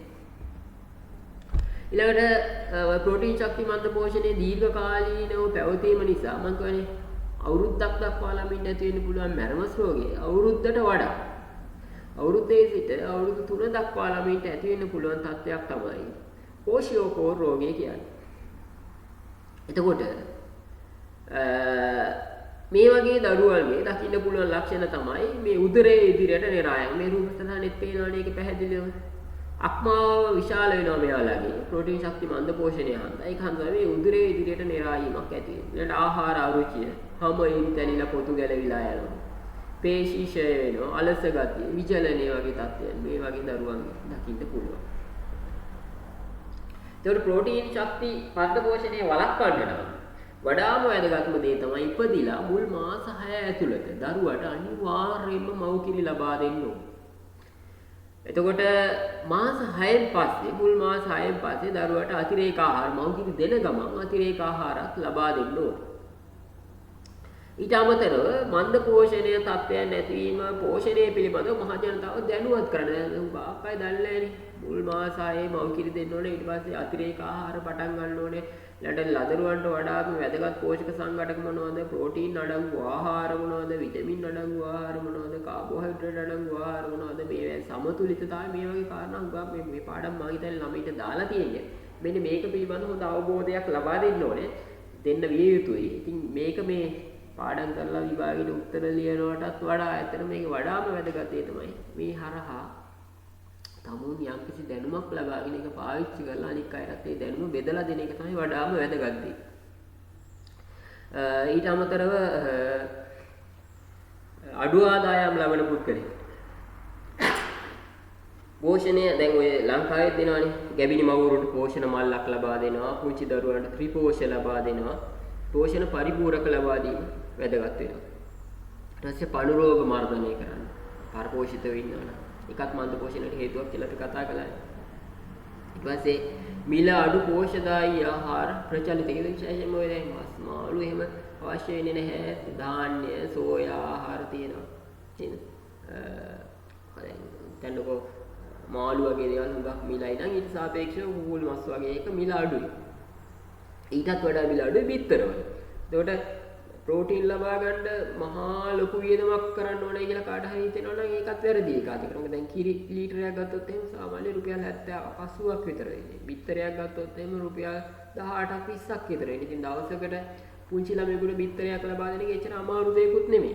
ඒකාන්ත මිල අඩු පෝෂ්‍යදායී ආහාර මොනවද කියන එක ගැන දැනුවත් කරන්නත් වැදගත් වෙනවා. ඊළඟට ඒවා ප්‍රචලිත කරන්නත් තමත්ම වැදගත් වෙනවා. ඊළඟට ජනතාවගේ ජීවන මට්ටම ඉහළට ගෙනට කටයුතු කිරීම වගේ දේවල් වලින් මන්ද පෝෂණය වළක්වා ගන්න පුළුවන්. ඊළඟ මන්ද පෝෂණ ආකාරය තමයි විටමින් න්‍යූනතාවය. විටමින් න්‍යූනතාවයේ අතුරින් ලංකාවේ බහුලවම දකින්න පුළුවන් වෙන්නේ විටමින් A ඌනතාවය. විටමින් ඌනතාව වළක්වා ගන්න වඩාම වැදගත් වෙන විටමින් A ඌනතාව. අපි කිව්වා විටමින් A අඩංගු ආහාර ගැන කතා කළා. එතකොට කහ පාට සහ කොළ පාට එළවලු සහ පළතුරු මම කිව්වේ අර විටමින් A අඩංගු ආහාර වලට වට්ටක්කා, ගස් ලබු, කැරට්, ඊට අමතරව නිවිති කොළ පාට එළවලු, බ්‍රොකෝලි වගේ දේවල්. ඊට අමතරව මෝරක් මාතෙල්. ඊට අමතරව මව්කිරි පුළුවන් තරම් දරුවාට මාස 6ක් වෙනකම් අනිවාර්යෙන් දෙන්න ඕනේ. ඊට පස්සේ අවුරුදු 2ක් විතර වෙනකම් මව්කිරි ලබා දීම වගේ දේවල් වලින් විටමින් A ඌනතාවය කියන තත්ත්වය පාලනය කරගන්න පුළුවන්. ඊට පස්සේ ඇති වෙන්න පුළුවන් මන්ද පෝෂණ ආකාරයක් තමයි ඛනිජ ඌනතාවය. ඛනිජ ඌනතාවය අතරින් ලංකාවේ බහුලවම දකින්න පුළුවන් යකඩ ඌනතාවය, අයඩින් ඌනතාවය හා කැල්සියම් ඌනතාවය. ඒතර යකඩ ඌනතාවය කතා කරනවා නම් මම කිව්වා යකඩ කියන ඛනිජයේ ඌනතාවයක් ආවොත් එහෙම මම අර කිව්වා හිමෝග්ලොබින් නිෂ්පාදනය දුර්වල වෙන එකම රක්තහීනතාවය ඇති වෙන්න පුළුවන් කියලා. මෙතනත් මේ සඳහන් කරලා දෙන්නේ නීරක්තිය කියන්නේ රක්තහීනතාවය, ලේ අඩුකම කියලා කියනවා. එතකොට මේක වැඩිපුරම දකින්න පුළුවන් කඳුකර ප්‍රදේශවල මේ තත්ත්වය දකින්න පුළුවන් කියලා සඳහන් කරනවා විශේෂයෙන්ම වතු ආශ්‍රිත ජනතාව අතර. එතකොට මේකට හේතු තමයි යකඩ බහුල ආහාර නොගැනීම, යකඩ අවශෝෂණයට බාධා ඇතිවීම. වැරදි ආහාර පුරුදු විශේෂයෙන්ම මේ ආහාර ප්‍රධාන ආහාර වේලක් ගත්ත ගමන් තේ, කෝපි වගේ ආහාර ගත්තාම මේකෙන් ශරීර ආහාරයේ තියෙන යකඩ ශරීරයට අවශෝෂණය කරගන්න එකට බාධා වෙනවා. ඒකට අන්න ඒ වගේ වැරදි ආහාර පුරුදු වලිනුත් මේ යකඩ මන්ද පෝෂණය, ඛනිජ ඌනතාවය කියන මන්ද පෝෂණ ආකාරය ඇති වෙන්න පුළුවන්. ඊළඟට පණු රෝගවලදී විශේෂයෙන්ම පරපෝෂිතයෝ ශරීරයේ ඉන්න ආහාරවල තියෙන පෝෂක සංඝටක වේල අවශෝෂණය කරගන්නවා. ශරීරයට අවශෝෂණය කරන ආහාර මාර්ගයෙන් ඉන්නේ. ආහාර මාර්ගයේ ඉඳලා රුධිරය උරාබන එක නෙමෙයි මේ පරපෝෂිතයෝ කරන්නේ. ඒකට මේ හන්දා ඒගොල්ලෝ හරහා මේ යකඩ ඌනතාවය ඇති වෙන්න පුළුවන්. ඊට අමතරව විශේෂයෙන්ම ගැහැණු ළමයින් ආර්ථවේදී අධික ලෙස රුධිරය පිට වෙනවා. රුධිරයේ හානියක් නෙවෙන්නේ. ඒකට රක්තහීනතාවය කියන එක ඇති වෙන්න පුළුවන්. ඒකට ශරීරයේ යකඩ මේ හීමෝග්ලොබින් එක යකඩ විශාල වශයෙන් පිට වෙනවා. ඒක හන්ද රක්තහීනතාවය ඇති වෙන්න පුළුවන්. ඒකට අනේ යකඩ ඌනතාවය වළක්වා ගන්න යකඩ අඩංගු ආහාර වැඩිපුර ආහාරයට ගන්න එක වැදගත් වෙනවා. යකඩ ගුණතාවය ඇති වුණොත් ඇති වෙන්න පුළුවන් බලපෑම් මොනවද කියන එක තමයි ඊළඟට කතා කරලා තියෙන්නේ. අංක 1 තමයි රක්තහීනතාවය ඇතිවීම.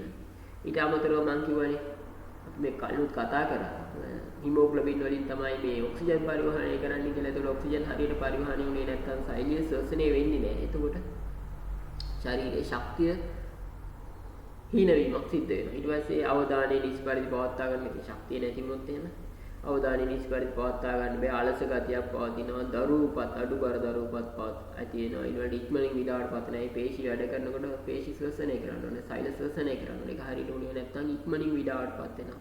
ශරීරයේ වර්ධනය අඩාල වීම වගේ තත්ත්වයක් දකින්න පුළුවන්. ඊළඟට යකඩ ගුණතාවය වළක්වා ගන්න. යකඩ අඩංගු ආහාර ගැනීම වැදගත් වෙනවා. මාස් බිත්තර නියුටි සහිත ධාන්‍ය කොළ පැට එළවලු පළතුරු වගේ දේවල් වල තමයි යකඩ වැඩිපුර අඩංගු වෙන්නේ. ඊට අමතරව සාමාන්‍යයෙන් ওই පුංචි ළමයින් ගැන යකඩ ගුණතාවයක් ඇති වුණොත් යකඩ සිරප් කෘත්‍රිමව ඖෂධ විදිහට ලබා දීමක් සිදු කරනවා.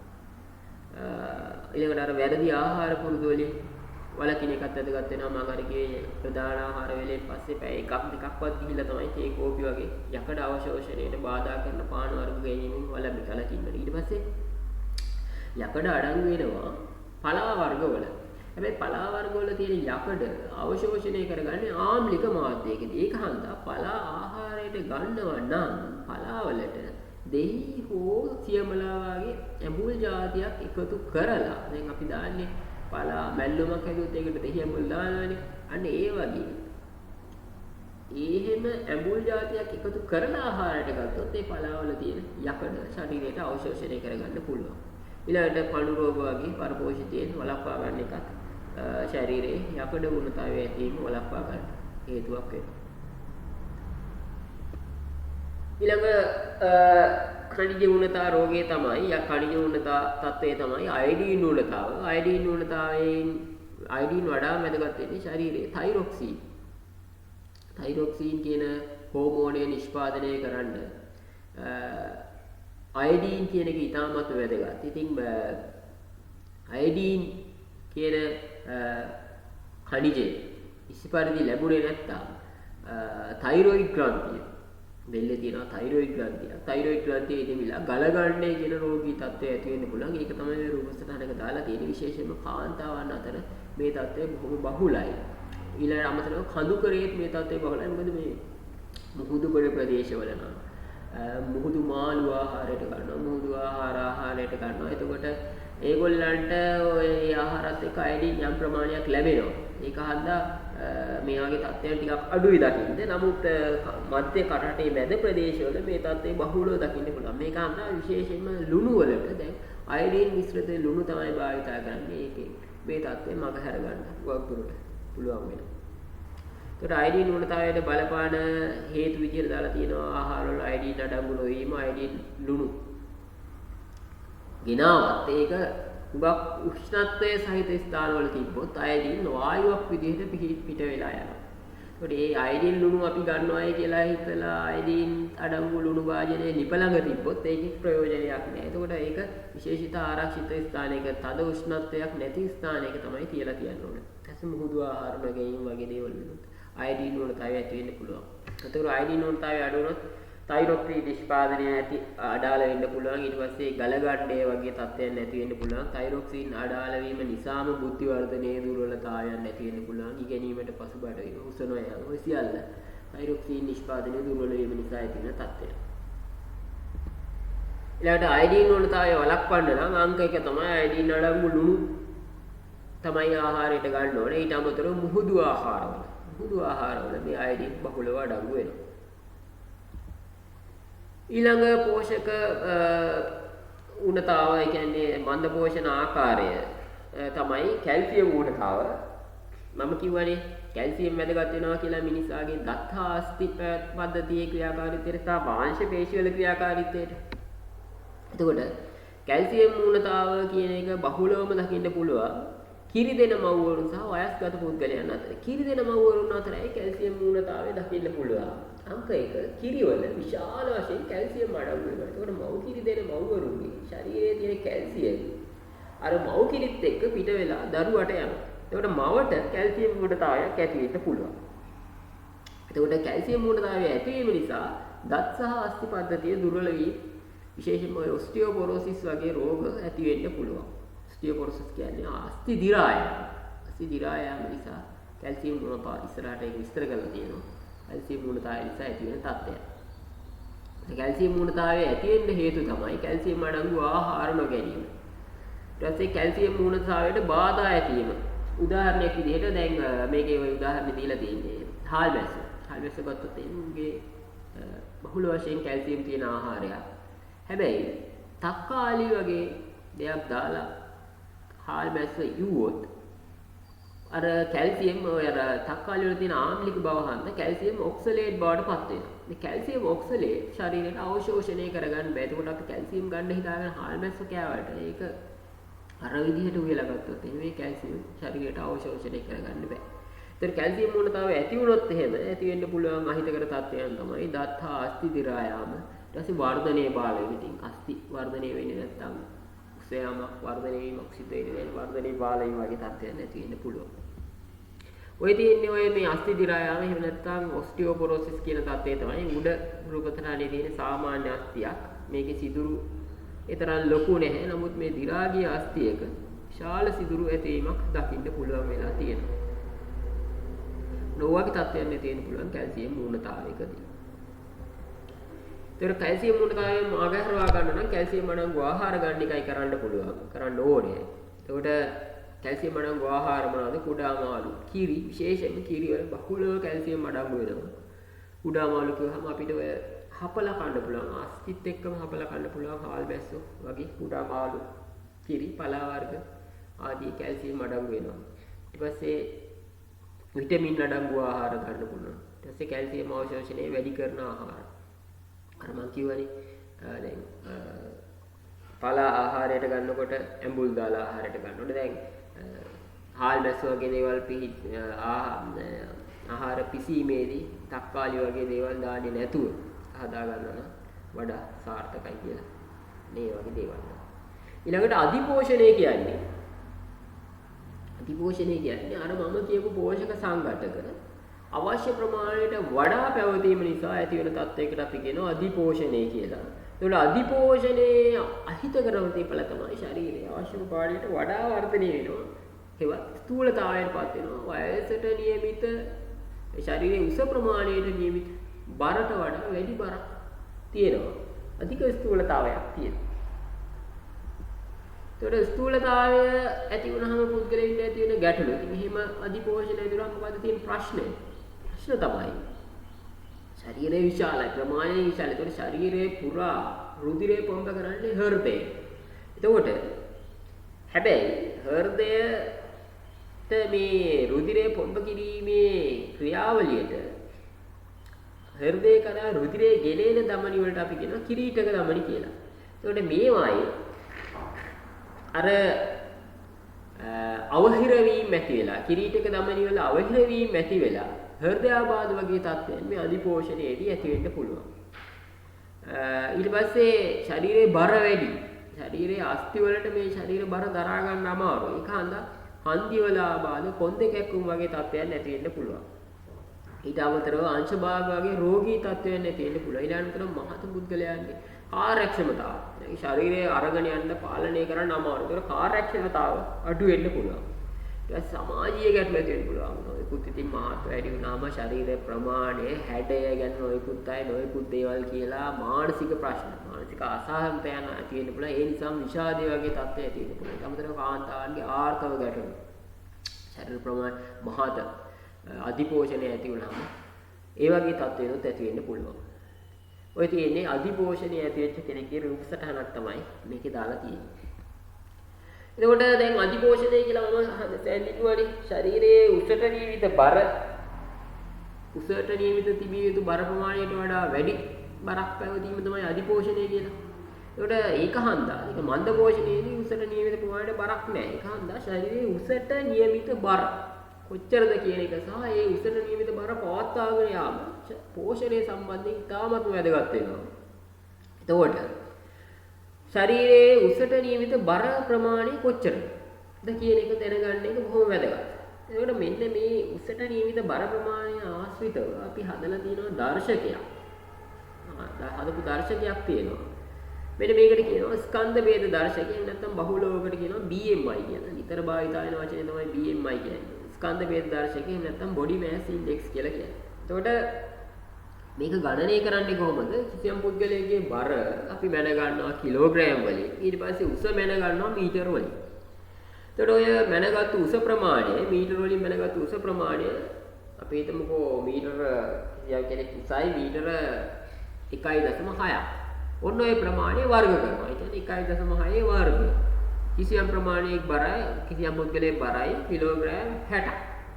එතකොට ඔය කිලෝග්‍රෑම් 60 බෙදෙනවා 1.6 වර්ගයෙන්. එතකොට එන උත්තරේ තමයි අපි ස්කන්ධ ભેද දර්ශකය ශරීර ස්කන්ධ දර්ශකය කියලා හඳුන්වන්නේ. ඒකට කියනවා ඉංග්‍රීසියෙන් body mass index කියලා. එතකොට වයස අනුව මේ කියපු ස්කන්ධ දර්ශකය ශරීර ස්කන්ධ දර්ශකය වයස අනුව සහ ස්ත්‍රී පුරුෂ භාවය අනුව වෙනස් වෙනවා. එතකොට නිරෝගී පුද්ගලයෙක්ගේ පවතින යුතු BMI අගයන් තමයි BMI අගයන්ගේ පරාසයන් තමයි ඔය දාලා තියෙන්නේ. උදාහරණයක් විදිහට ඔයගොල්ලන්ගේ වයස කියන්නේ අවුරුදු 16 විතර කෙනෙකුගේ ගැහැණු ළමයෙක්ගේ ස්කන්ධ ශරීර ස්කන්ධ දර්ශකය සාමාන්‍යයෙන් පවතින ඕනේ 16.3 24ත් අතර අගයක.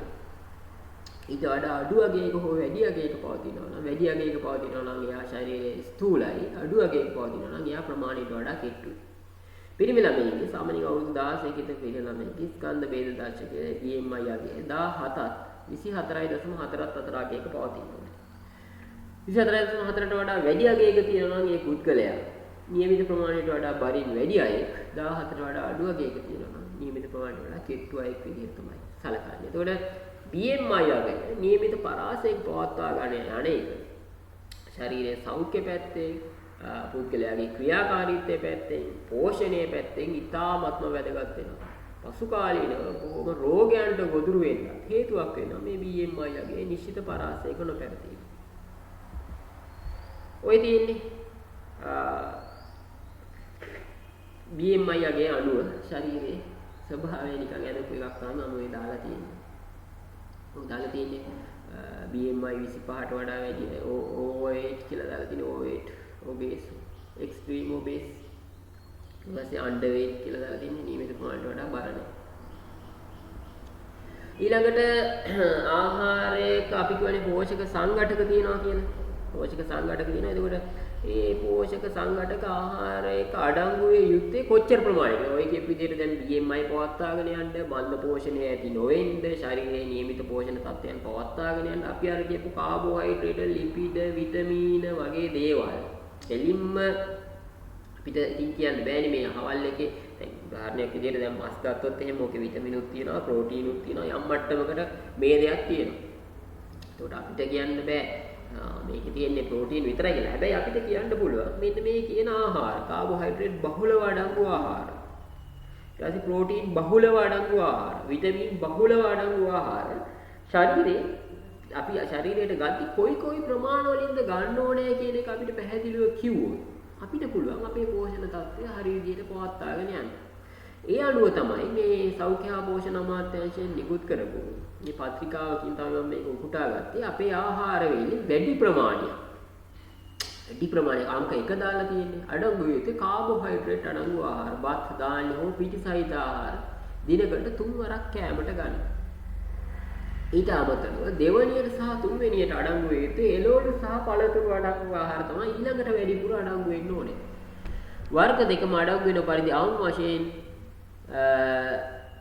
වර්ග පහක්වත් දිනපතා ආහාරයට ගන්න කියලා තමයි කියලා තියෙන්නේ. ඒතර වැඩිපුර කාබෝහයිඩ්‍රේට්, ඊළඟට එළවලු සහ පළතුරු අඩංගු ආහාර. ඊළඟට ප්‍රෝටීන් අඩංගු ආහාර මාළු, බිත්තර, හාල් මැස්ස, කරවල, මස්, ඊට පස්සේ ධාන්‍ය ඒවත් දිනපතා. ඊට දැන් වැඩිපුරම කාබෝහයිඩ්‍රේට් අඩංගු පිටි සහිත ආහාර, ඊළඟට එළවලු සහ පළතුරු, ඊළඟට ප්‍රෝටීනමය ආහාර, ඊළඟට කිරි හෝ සීනි අඩංගු ආහාර ඊළඟට ඊට වඩා අඩුවෙන් තමයි ගන්න ඕනේ. ඊට පස්සේ මේද අඩංගු ආහාර තමයි අඩුම ප්‍රමාණයක් අපේ ආහාර වේලේ අඩංගු වේ යුත්තේ. මේක ඔයාලගේ පෙළ පොතේ දාලා තියෙනවා. හැබැයි මේ පිරමීඩයේ පුංචි වැරද්දක් තියෙනවා. මේ ලිපිඩ කියන එකට වඩා යටින් එන්න ඕනේ ප්‍රෝටීන් කියන එක. ඒක ඉලක්කමෙන් දාලා තියෙන ගාන හරි ප්‍රෝටීන් 25ක් තියෙන්න ඕනේ, ලිපිඩ 15ක් තියෙන්න ඕනේ කියලා. නමුත් ඒක ඇඳලා තියෙන විදිහේ පොඩි වැරද්දක් තියෙනවා. ඒකයි මම අර සෞඛ්‍ය අමාත්‍යාංශයෙන් දීපු රූප සටහනම පාවිච්චි කළේ. මේ පෙළ පොතේ රූප සටහනේ පොඩි වැරද්දක් තියෙන හන්දා අපේ ආහාරයේ ඒ සංඝටක කොයි අනුපාත වලින්ද අඩංගු විය යුත්තේ කියන එක ඔයාලට පැහැදිලි කරන්න. හොඳයි. එතකොට මේ පාඩම මෙතනින් ඉවර වෙනවා.